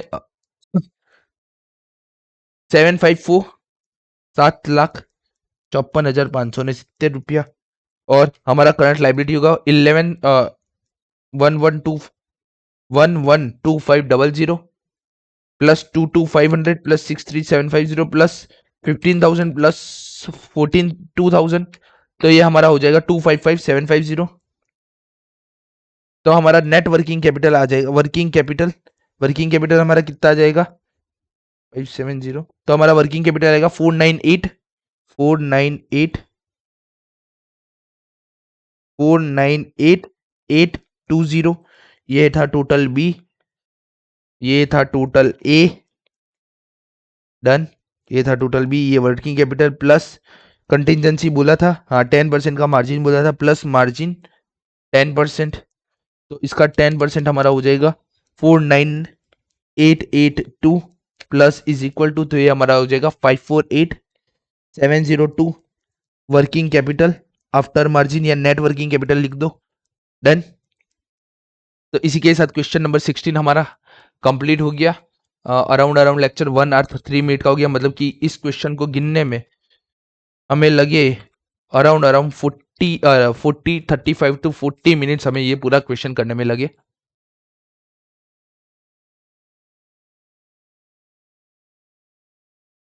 ठीक है, नेक्स्ट क्वेश्चन की तरफ बढ़ते हैं।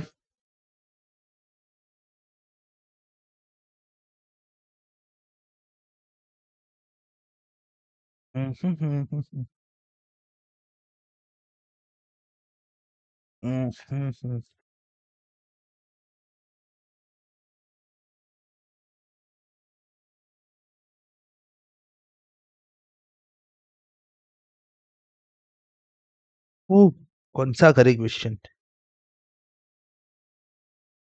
क्वेश्चन नंबर 33 स्टार्ट करते हैं। एमटीबी जेन 25 में आ चुका है हमारे। ABC limited,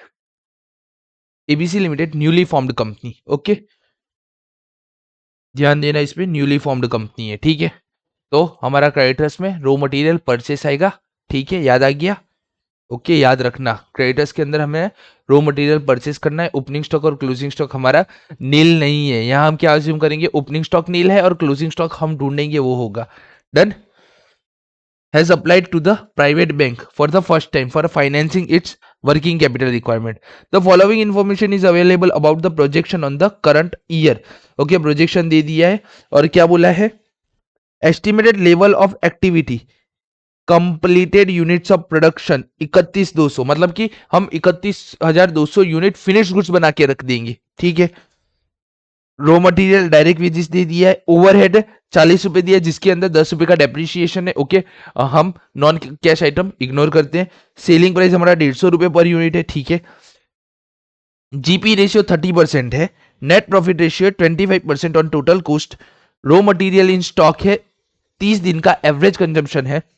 WIP 30% of finished produce units, तो फिनिश गुड्स हमने टोटल कितने प्रोड्यूस किए, 31,200, तो 31,200 का 30% हम बनाएंगे WIP। ओके, और WIP को वैल्यू किस पे करना है, WIP को वैल्यू करना है प्राइम कॉस्ट के ऊपर। डन, प्राइम कॉस्ट के ऊपर डन करना है, जिसमें से मटेरियल का पार्ट 19% और कन्वर्जेशन कॉस्ट का पार्ट 16% हम मानेंगे। अब देखो, अगर यहां पे ये लाइन नहीं होती तो मैं क्या बोलता, conversion cost is equal to direct wages plus overhead. Done, conversion cost हम यही मानते, बट वैल्यू करना है प्राइम कॉस्ट। प्राइम कॉस्ट के अंदर 3-4 चीजें ही आती है, raw material plus direct wages plus direct labour plus direct expenses, but then ये आता है हमारा प्राइम कॉस्ट। उसके बाद हमारा ओवरहेड निकलता है जिसपे हमारा फैक्ट्री कॉस्ट आता है। डन। अब इन लोगों ने प्राइम कॉस्ट के ऊपर वैल्यू करने को बोला है, तो हम कौन कौन से कन्वर्जेशन कॉस्ट के अंदर क्या ले सकते हैं, लेबर, एक्सपेंस और वेजेस, डायरेक्ट जो भी रिलेटेड है। डन, तो समझने वाली चीज थी ये। फिनिश गुड्स का स्टॉक है 2500 यूनिट, हम टोटल यूनिट प्रोड्यूस करने वाले पूरे साल में 31,200 यूनिट प्रोड्यूस करेंगे, और यहाँ पे जो भी अमाउंट आएगा उतना हमारा WIP होगा। उसमें से हमारा फिनिश गुड्स का स्टॉक कितना रहेगा, 2500 यूनिट्स का। क्रेडिटर का, सप्लायर का, परचेसर का, सबका पीरियड दे दिया, वेजेस दे दिया, एक्सपेक्टेड कैश बैलेंस हम रखेंगे 1,25,000 रुपए, सेफ्टी मार्जिन होगा 15% और कुछ दिया है, assume the production is carrying even through wages and overhead occur similarly all sale are on a credit sale you are required to. Okay, बोल दिया अंदर क्रेडिट सेल है सब कुछ, तो ठीक है, एक एक करके करते इस सम को। डन। क्वेश्चन नंबर ये है हमारा क्वेश्चन नंबर 33। तो सबसे पहले क्या करेंगे, हम कोस्ट शीट बनेंगे, लेकिन कोस्ट शीट बनाने से पहले हम एक चीज बनाएंगे, ये रहा, total unit produce, total unit produce, total units, total units हमारे कितने। अब टोटल यूनिट्स का मीनिंग हमारा क्या होगा, हमारा कंप्लीटेड यूनिट्स कितना है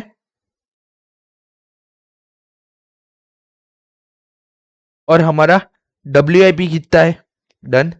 अब कंप्लीटेड यूनिट्स के अंदर भी दो पार्ट पड़ेगा, एक तो कितना यूनिट हमने सेल कर दिया है और कितना यूनिट हमारे फिनिश गुड्स के अंदर पड़ा है। डन। डन। WIP में ऐसा कोई पार्ट नहीं पड़ता है, और टोटल यूनिट का ये बन जाएगा कंप्लीटेड यूनिट्स और ये बन जाएगा WIP। ओके, तो सबसे पहले कंप्लीटेड यूनिट्स ऑफ प्रोडक्शन कितने, 31,200 कंप्लीटेड यूनिट्स है, तो कंप्लीटेड यूनिट्स यहाँ पे कितने हो गए, 31,200 यूनिट।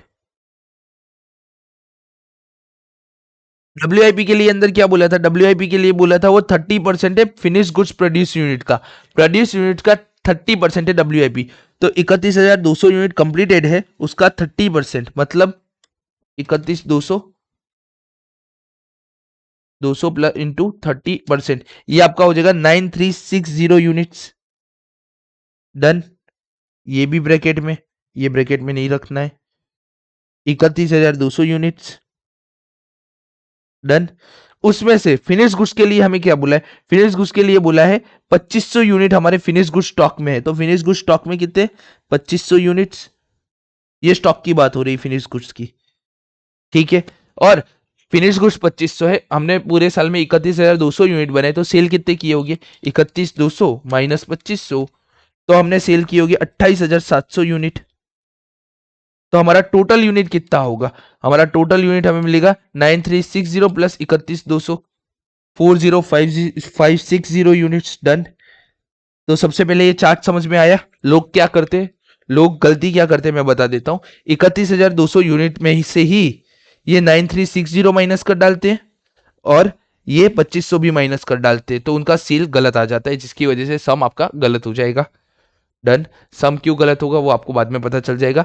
समझो, आप 31,200 यूनिट के हिसाब से रॉ मटेरियल मंगाओगे, वेजिस लगाओगे, ओवरहेड लगाओगे, जबकि आपको कितने यूनिट पे लगाना था? 40,500 ने 60 यूनिट पे, तो आपका पूरा सम गलत हो जाएगा। ओके, यहां पे क्या लिखा है? यूनिट ऑफ प्रोड्यूस, प्रोडक्शन का मीनिंग होता है इतना यूनिट हमारा प्रोडक्शन हो चुका है, कंप्लीटेड यूनिट ऑफ प्रोडक्शन लिखा है, मतलब कि इतने यूनिट का हमने प्रोडक्शन कर लिया है। तो WIP हमारा ऑलवेज अलग रहेगा। तो आई होप आपको ये वाला पोर्शन समझ में आया होगा। अब बना देते हैं हम कोस्टशीट। कोस्टशीट के अंदर हम दो पार्ट बांट देते हैं, ताकि है ना एक इजी अंडरस्टैंडिंग हमारी डेवलप हो। इजी अंडरस्टैंडिंग में हम क्या बनेंगे? एक टोटल स्टॉक, टोटल स्टॉक नहीं बना देते हैं, एक बना देते हैं यूनिट प्रोड्यूस किए उसका, बाद में एक और पार्ट हमारा बनेगा, वो बनेगा WIP के लिए कितना क्या माल लग रहा है, और उसके बाद एक और पार्ट बनेगा, वो बनेगा टोटल के लिए, ठीक है। डन। सबसे पहले हमारे पास क्या है? Raw material cost. तो रॉ मटेरियल, और यहां पे हम पर यूनिट का प्राइस लिख देना है, पर यूनिट का price. Raw material per unit का प्राइस है 40 रुपीज। अच्छा, यूनिट प्रोड्यूस कितने हो रहे?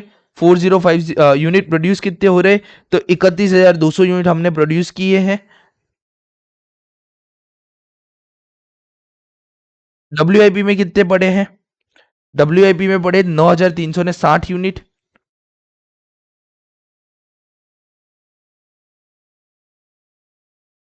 तो हमारे टोटल यूनिट कितने हो गए? 40,560 यूनिट। डन। ये यूनिट का हमने मैट्रिक्स समझ लिया है। डन। अब सबसे पहले रॉ मटेरियल में हम वेजिस ऐड करेंगे, तो हमें क्या मिल जाएगा? सबसे पहले प्राइम कॉस्ट, उसके बाद ओवरहेड ऐड करेंगे तो हमें मिल जाएगा फैक्ट्री कॉस्ट।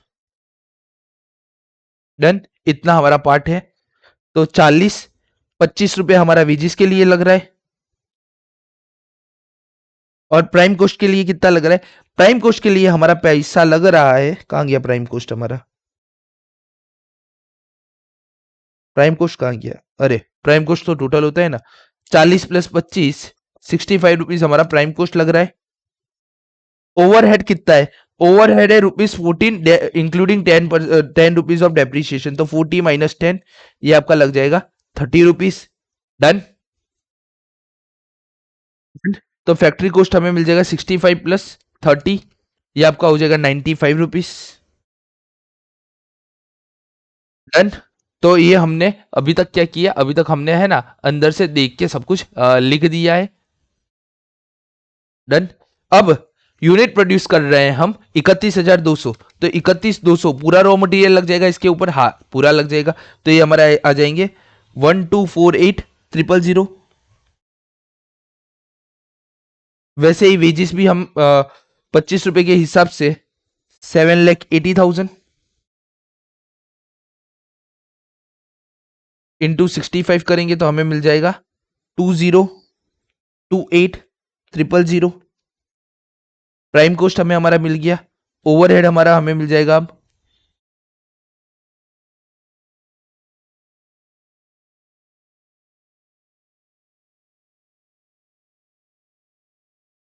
ओवरहेड हमारा 30 रुपए के हिसाब से वो हो जाएगा 9,36,000,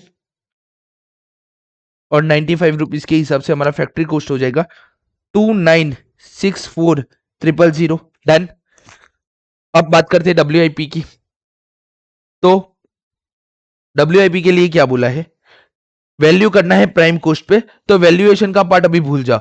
वैल्यूएशन क्या होता है, जो क्लोजिंग डब्ल्यूआईपी हम माइनस करते हैं उसको वैल्यूएशन बोलते हैं। बट डब्ल्यूआईपी तो हमारा मटेरियल और कन्वर्जेशन कोस्ट दोनों के ऊपर लगा होगा, तो मटेरियल का हमें 90% लेना है और कन्वर्जेशन कोस्ट का 60% लेना है। ठीक है, तो 9360 इंटू 40, और रो मटेरियल का कितना परसेंटेज ही हमने काम किया है, इंटू 90। तो 9360 इंटू 40 इंटू, अरे 9360 इंटू 40 इंटू 90, तो ये आपका हो जाएगा बहुत ज्यादा, अच्छा 90% है। ओके, ये 90% ही वर्क डब्ल्यूआईपी का कंप्लीट हुआ है। तो 9360 इंटू 40 इंटू 90 परसेंटेज, तो ये आपका हो जाएगा 336960। डन। अब वेजेस की बात कर लेते हैं। वेजेस के कन्वर्जेशन कोस्ट के लिए क्या बोला है, 60% कंप्लीट है, तो 9360 इंटू 25 इंटू 60% हमारा कंप्लीट है, तो ये हमारा हो जाएगा 9360 इंटू 25 इंटू 60%, तो ये आपका हो जाएगा 140400। डन। तो प्राइम कोस्ट हमारा आ जाएगा 336960 प्लस 140400, तो ये आपका आ जाएगा 477360। डन। ओके, ये वैल्यूएशन का पार्ट मैं अभी भी बोल रहा हूं, ये वैल्यूएशन का पार्ट है क्लोजिंग डब्ल्यूआईपी के लिए, वो ढूंढने के लिए, और ये वाला पार्ट है इतना डब्ल्यूआईपी हमारा लग चुका है। तो हम कन्वर्जेशन कोस्ट का क्या मतलब जानेंगे, कि कन्वर्जेशन कोस्ट का मतलब हम अभी भी वही जानेंगे कि हमारा वेजिस प्लस ओवरहेड, उसको हम कन्वर्जेशन कोस्ट बोलते हैं।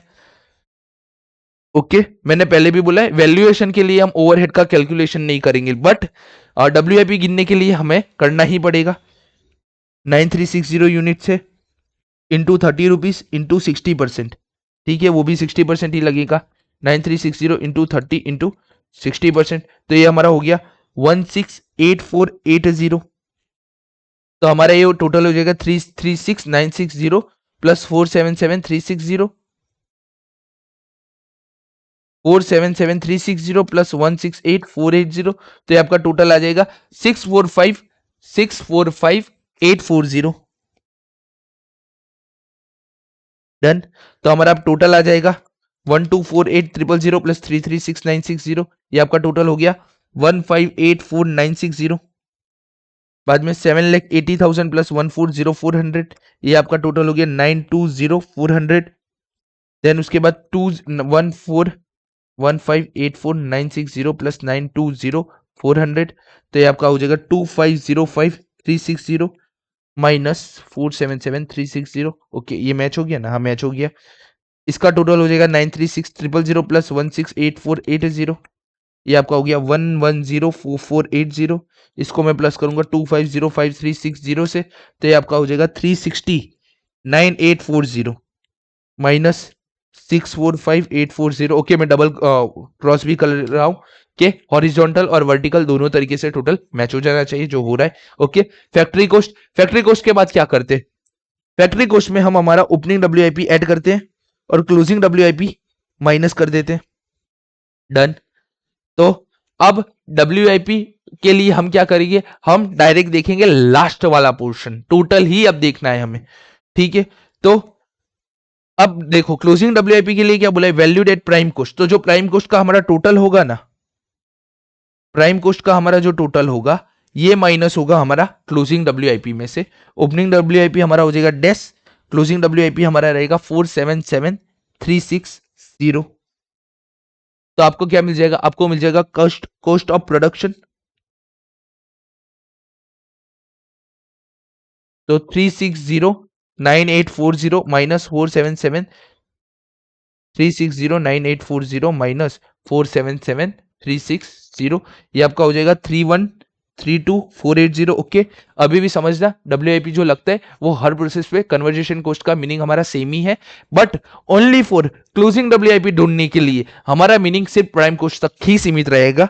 ये वाला डब्ल्यूआईपी तो लगेगा ही, ये तो हमारी अजम्पशन है। ठीक है, अपने कोस्टिंग के अंदर एक चैप्टर आता है, चैप्टर का नाम कॉन्ट्रैक्ट कोस्टिंग, शायद तक। कॉन्ट्रैक्ट कोस्टिंग में क्या बोलते हैं, कॉन्ट्रैक्ट कोस्टिंग के अंदर बोला जाता है कि आर्किटेक्ट बोल रहा है, कि 75% कंप्लीट हो चुका है, एंड कंपनी का मालिक बोल रहा है 80% वर्क कंप्लीट हो चुका है। तो हम क्या लेते, हम 75% को वहां पे बेस करके लेते, और जो ये 5% का जो टोटल है ना उसको हम मान लेते हैं कंप्लीट हो चुका है, बट उसका हम एक अलग तरीके से वहां बना के रखते हैं। अब मुझे है ना प्रॉपरली याद नहीं आ रहा है, सालों हो गए कोस्टिंग पढ़े हुए भी मेरे को, ठीक है। तो वही चीज हमने यहाँ पे की है कि हमने टोटल कॉस्ट में ओवरहेड जोड़ लिया है, बट क्लोजिंग डब्ल्यूआईपी माइनस करते समय वो नहीं जोड़ा है, ठीक है। तो ये कॉस्ट ऑफ प्रोडक्शन हमें मिल गया। अब कॉस्ट ऑफ प्रोडक्शन के बाद क्या हमारा फिनिश गुड्स प्लस और माइनस होगा, तो opening opening opening finish goods minus closing finish goods, opening finish goods हमारा हो जाएगा डैश। अब जैसे हम ये यहां से यहां इसको हमने रखा था, वैसे ही फिनिश गुड्स के लिए क्या करेंगे, फिनिश गुड्स के लिए बोलूंगा मैं 31,200 यूनिट बनने के लिए कितना कॉस्ट लगा भाई, तो 31,200 यूनिट बनने के लिए मेरा कॉस्ट लगा है 2,964,000, 2,964,000। अगर मेरे को 2500 यूनिट का निकालना है तो वो निकाल लूंगा, तो 2500 यूनिट का कितना, अब आपको पता चलेगा। सीन क्या था, जनरली अपने क्या करते डब्ल्यूआईपी ढूंढने के लिए इसको बेस लेते। अब इस बार हम इसको बेस क्यों नहीं ले पाएंगे, क्योंकि ये वाला पोर्शन डब्ल्यूआईपी का इन टोटल के अंदर ऐड किया हुआ है। अब इस टोटल के अंदर वो ओवरहेड का पोर्शन ऐड किया है जो डब्ल्यूआईपी का है, जो फिनिश गुड से रिलेट नहीं करता है। इसके लिए हमने यूनिट प्रोड्यूस और डब्ल्यूआईपी डिफरेंट बनाया। रीजन बिंग, अगर यहाँ पे कुछ नहीं बोला होता ना, वैल्यूड प्राइम कॉस्ट ये वाला लाइन ही नहीं होता ना, तो हम क्या करते, ये टोटल उठाते, ये टोटल यहाँ पे लिखते, ठीक है। तो हमारा ये वाला जो अमाउंट है ना वो यहाँ पे डायरेक्ट आ जाता, बट सीन क्या हो गया, यहाँ पे वैल्यूएशन हमारा क्लोजिंग डब्ल्यूआईपी का अलग बोला है, ठीक है। समझना ध्यान से इस चीज को, 31,200 अरे 2500 इंटू 2,964,000 डिवाइड बाई 31,200, तो ये आपका आ जाएगा 2,375,000, अरे 00, 2,375,000। इसको मैं माइनस कर दूंगा तो ये हमारा हो जाएगा 3,132,480 माइनस 2,375,000, ये आपका हो जाएगा 2,894,980। तो ये आपका आ गया CO GS cost of good, ये आपका आ गया कॉस्ट ऑफ गुड सोल्ड। तो आप क्या करेंगे, अब इसमें करेंगे हम एक ऐड करेंगे चीज, तो हमें मिल जाएगा हमारा, ऐड करने के बाद हमें हमारा क्या मिल जाएगा, हमें मिल जाएगा हमारा cost of sale. Okay done. Actually ये सम है ना पूरा एक रॉन्ग पैटर्न पे ही बना हुआ है, बट हमारा और आईसीआई का आंसर जिंदगी में भी कभी मैच नहीं होगा। प्लस प्रॉफिट, तो हमें मिल जाएगा सेल्स। डन। मैं अभी भी बोल रहा हूं मेरा और आईसीआई का ये आंसर किसी भी सूरत पर मैच ही नहीं होगा, ठीक है। तो प्रॉफिट की बात कर लेते, तो किसी भी चीज का प्रॉफिट कैसे डिटरमाइन होता है, तो प्रॉफिट इंक्लूडिंग डेप्रिसिएशन हमारा डिटरमाइन होता है।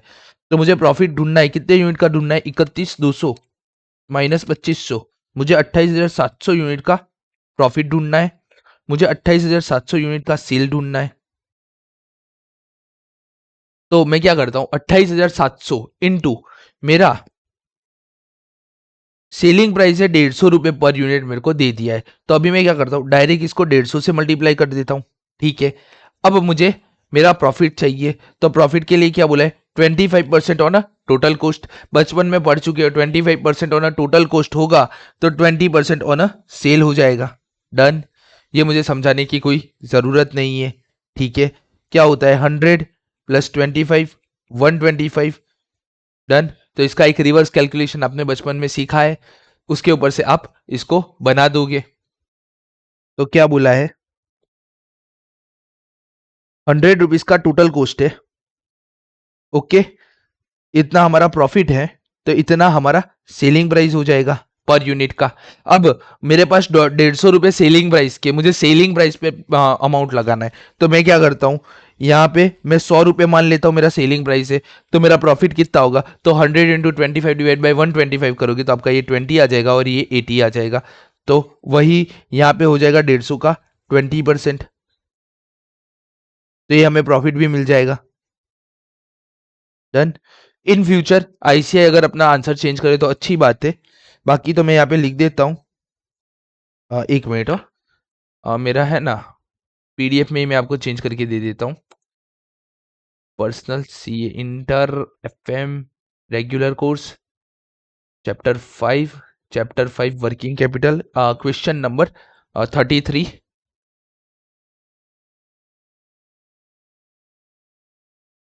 Question number 33,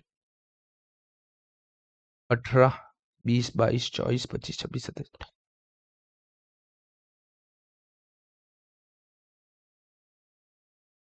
ICAI, ICAI, ICAI calculation and answer. Actually, question and answer both not matched with my solution.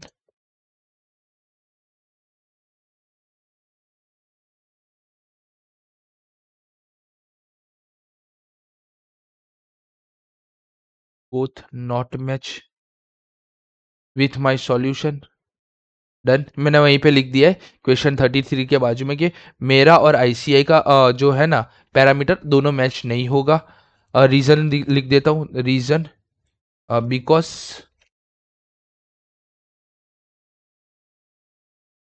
They not give in answer, they not give in answer. क्या नहीं दिया इन लोगों ने?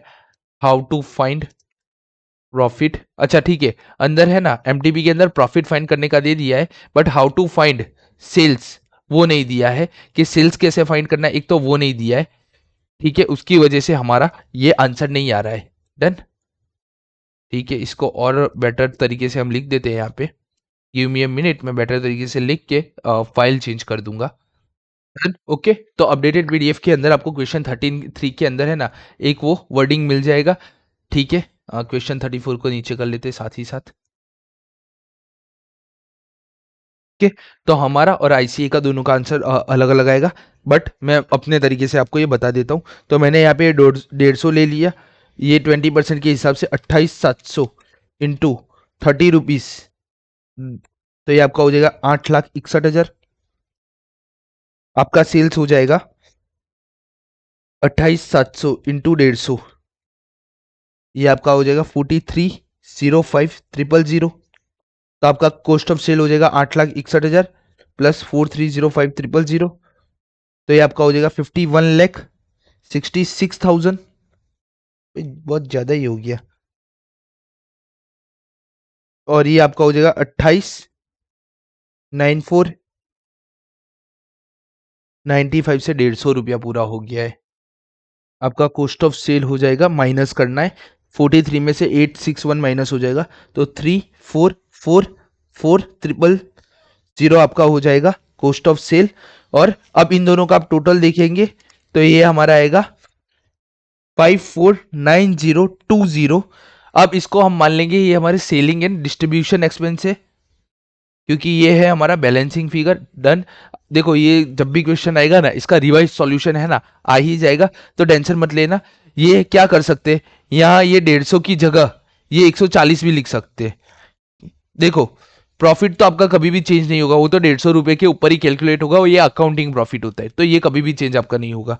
But ये क्या कर सकते हैं, यहाँ पे 140 कर सकते हैं, तो 140 और यहाँ पे 150 कर सकते हैं, तो यहाँ पे कितना आ जाएगा 28,700 इंटू 140, तो ये आपका हो जाएगा 40,18,000।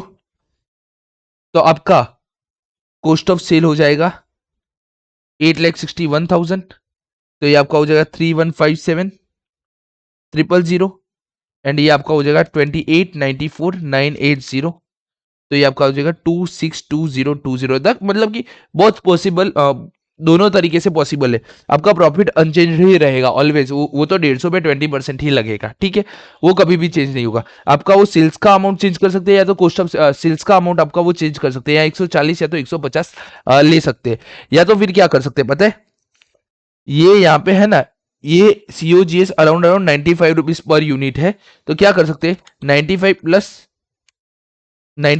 25, ये आपका है ना ये बना सकते हैं 118.75, ये आपका हो सकता है 118.75, ये आपका कर देंगे, ये 30 रुपए रखेंगे आपका, तो आपका रिवाइज यहाँ पे आ जाएगा 28,700, नहीं बाद में माइनस में हो जाएगा 28,700 इंटू 118.75 माइनस, हाँ बाद में माइनस में हो जाएगा। तो this one is best opportunity कि यही कर सकते हैं 118.75 इंटू 28,700, माइनस 8,61,000, तो 2547,125 माइनस 2894,980, 3478,555। डन। तो एक ये भी चीज कर सकते हैं, बट आईसीआई का भरोसा नहीं, आईसीआई क्या कर दे। आईसीआई ने यहाँ पे सेल्स का अमाउंट उनकी एमटीपी के हिसाब से 4135,686 दिया है एज पर आईसीआई। प्रॉफिट भी यहाँ पे मैंने एज पर आईसीआई ही लिखा है। डन। तो इसका जब तक क्लैरिफिकेशन पूरे आरटीपी एमटीपी क्या है हमारा, ये हमारे एमटीपी के अंदर इसका क्लैरिफिकेशन नहीं कि ये 4135,686 4135,686 डिवाइड बाई 28,700 यूनिट्स ये कहां से आया है ना, इसका कोई क्लैरिफिकेशन नहीं है। ये 144 रुपीज पर यूनिट हो रहा है। अब 144 रुपीज पर यूनिट कहां से लाए हैं ना, मेरे को पता नहीं चल रहा है। एनी अदर वीडियो भी आप पता नहीं, अगर है ना मेरे को पता चलेगा तो मैं बता दूंगा। बाकी इसका क्लैरिफिकेशन मेरे को कहीं पे भी नहीं मिला है। ठीक है, मैंने बहुत कुछ इसको फाइंड करने की कोशिश की, लेकिन कोई क्लैरिफिकेशन नहीं मिला है। एक काम करते, एक बार है ना इसको चैट जीपीटी में अपलोड करके देख लेता हूं मैं। क्रोम पांडे chatgpt.com, give me a minute, मैं देख लेता हूँ वहां क्या आंसर आता है। दोनों में से किसी की भी ताकत नहीं थी, आईसीआई से आंसर मैच कर ले। ठीक है, हम जिस हिसाब से कर रहे हैं उसको राइट थिंग मान के अभी चलना। हमने क्या किया है, सेल को हमने 150 रुपये ही ले लिया है, प्रॉफिट हमने अकाउंटिंग का ले लिया है, और जो बैलेंसिंग फिगर हमारा आ रहा है उसको हमने सेल एंड एडमिन ले लिया है। यही चीज जो बैलेंसिंग फिगर आ रहा है ना, उन्होंने भी सेलिंग एंड एडमिन कॉस्ट ही ले लिया है। ठीक है, फटाफट वर्किंग कैपिटल बना देते हैं। बाकी ये क्वेश्चन को करेक्ट करेंगे, उसके बाद ही पूछेंगे, उससे पहले नहीं पूछेंगे। एंड आई थिंक सो मैं एक मेल भी कर डालूंगा, एक स्टूडेंट का मेल आईडी लेके मैं है ना इस के हिसाब से एक मेल भी कर डालूंगा आईसीआई को, कि वो यहाँ पे थोड़ा अपना ध्यान दे दे अगर कोई प्रॉब्लम हो तो।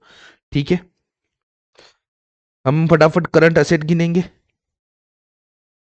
देन हम गिनेंगे यहाँ पे करंट लाइबिलिटीज। ठीक है,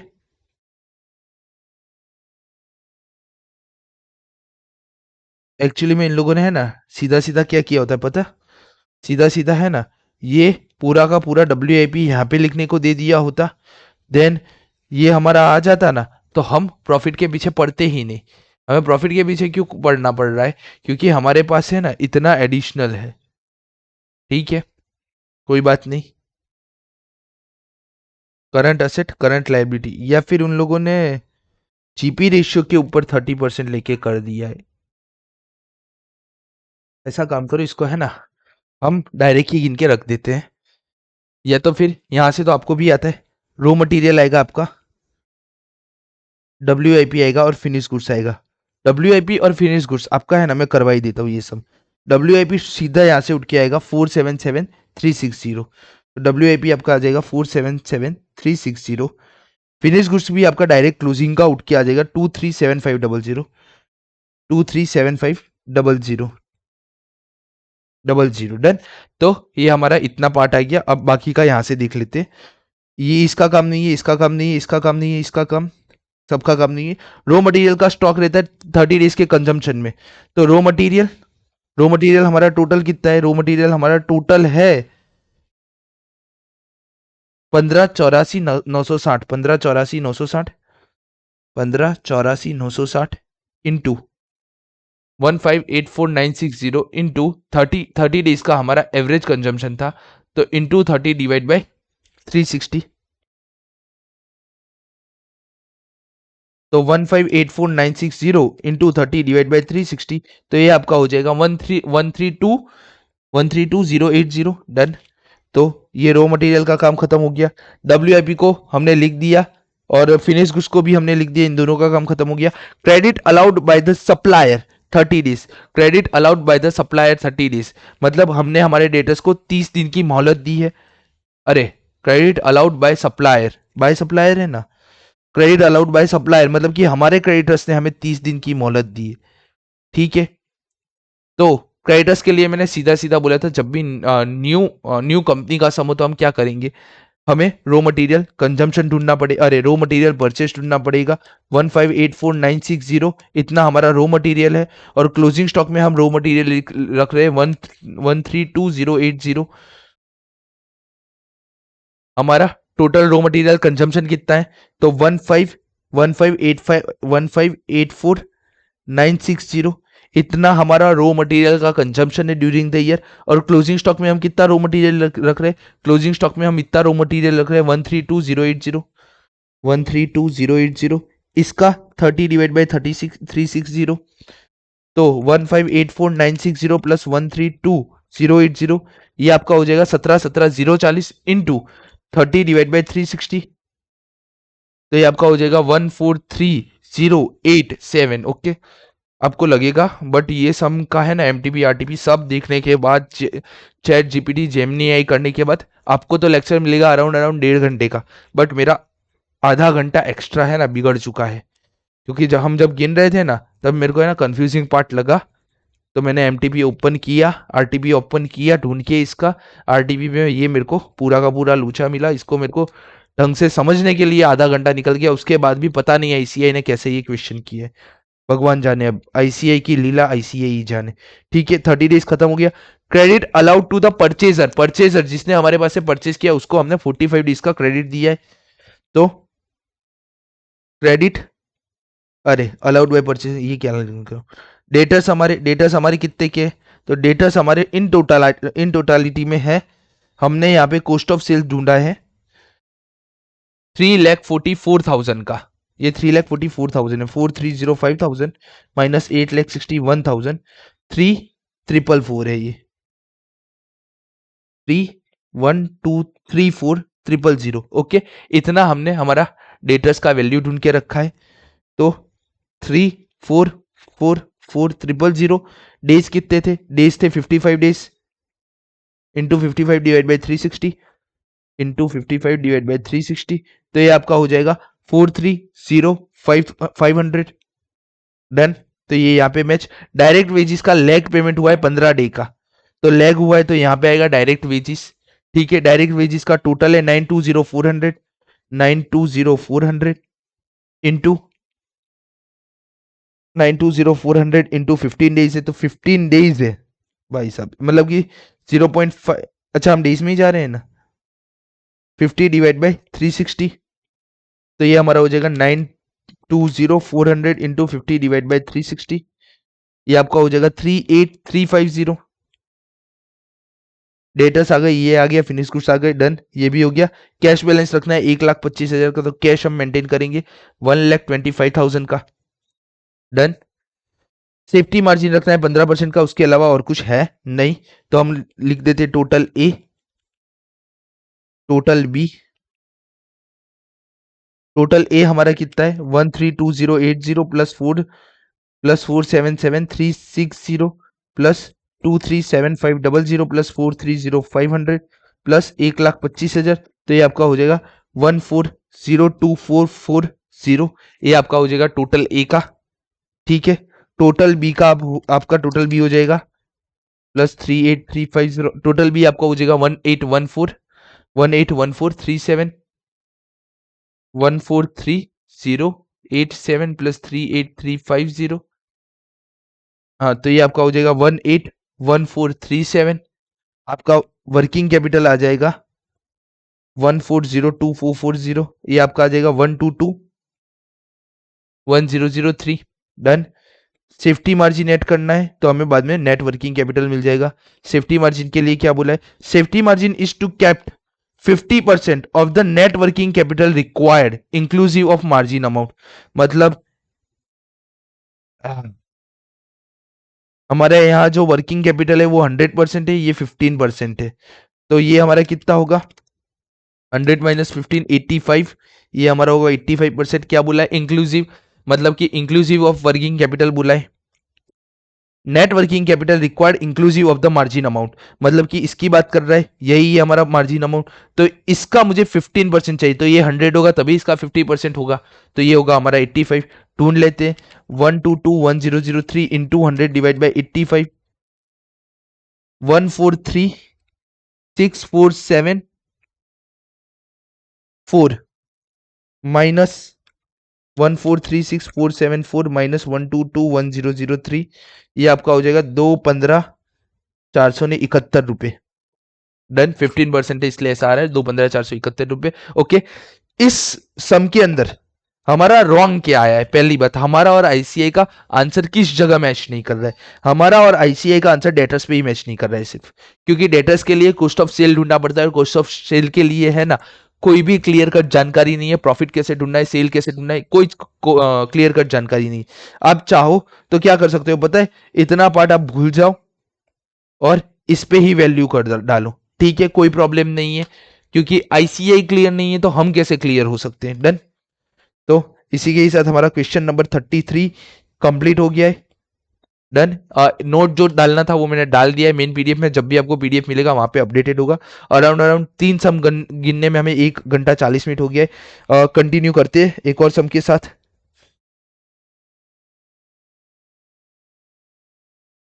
ओके, मैंने बोला था डोमेस्टिक और इंपोर्ट इंपोर्ट वाला सेल है, ये आपका हो गया होमवर्क 35 नंबर का। क्या बोल रहे समझ लेते। मैनेजमेंट ऑफ द, यहाँ पे ही आ जाओ सीधा। मटेरियल यूज्ड हो रहा है डोमेस्टिक 2 महीने का क्रेडिट लेके 9 लाख, इंपोर्ट का 6 लाख रुपए, लेग हो रहा है वेजिस का 6 लाख रुपए। ये जो है ये इन ईयर का है, ये ईयर का अमाउंट है, और यहाँ पे कितना हम स्टॉक रखते हैं उसका है। पेमेंट दे दिया। अब सेल की बात करते हैं, देख लो सेल यहाँ पे। Domestic on day 1.5 month credit 30 lakh रुपए का, एक्सपोर्ट कर रहे 3% मंथ का क्रेडिट 10% बिलो डोमेस्टिक प्राइस 224,80,000, मतलब ये 90% है और ये 100% है। इसको मैं करूंगा 2,480,00,000 डिवाइड बाई 90%, तो ये आपका हो जाएगा 2,755 समथिंग। तो आपको इक्विवेलेंट सेल मिल जाएगा। डन। एडमिन मिल जाएगा। डन। एडवांस इनकम टैक्स 25,000 है for quarterly filing. Next year filing year is paid by the company. Done. Next year का पेड कर दिया कंपनी का, तो ये यहाँ पे मेरे ख्याल से करंट एसेट बनेगा। डन। तो हाँ, इनकम टैक्स आपका बनेगा करंट एसेट। रीजन मीन क्या है? यहाँ पे पेड बाय द कंपनी है, मतलब कि एक क्वार्टर हम एक पेमेंट एक्स्ट्रा करके जाते हैं। एक पेमेंट एक्स्ट्रा करने का मीनिंग क्या होता है? हम करंट एसेट बना रहे हैं अपनी। Okay, manufacturing overhead is inclusive of a depreciation on the new machinery purchase for a tailor made export product. The purchase price of the new machinery 24 lakh. ऐसा करो, ये मैं ही गिनाता हूं। ठीक है, अपने क्वेश्चन 35 अभी के अभी यहाँ पे गिनेंगे। डन। क्वेश्चन 35 स्टार्ट करते गिनना। यार नेक्स्ट लेक्चर ले ले यार, मतलब कि 2 घंटे का रिकॉर्ड करने के लिए हमें 2.25 3 घंटा आज चला गया। ऐसा करो, आज का लेक्चर हम यहीं पे कंप्लीट करते हैं, और होमवर्क आप अपनी तरीके से देख लेना, जो आपको गिनने की इच्छा हो आप गिन लेना। अब पीछे वाले सबने ना पूरा माथा खराब कर दिया है। तो मिलते हैं नेक्स्ट लेक्चर में। तब तक के लिए bye, goodbye, see you soon.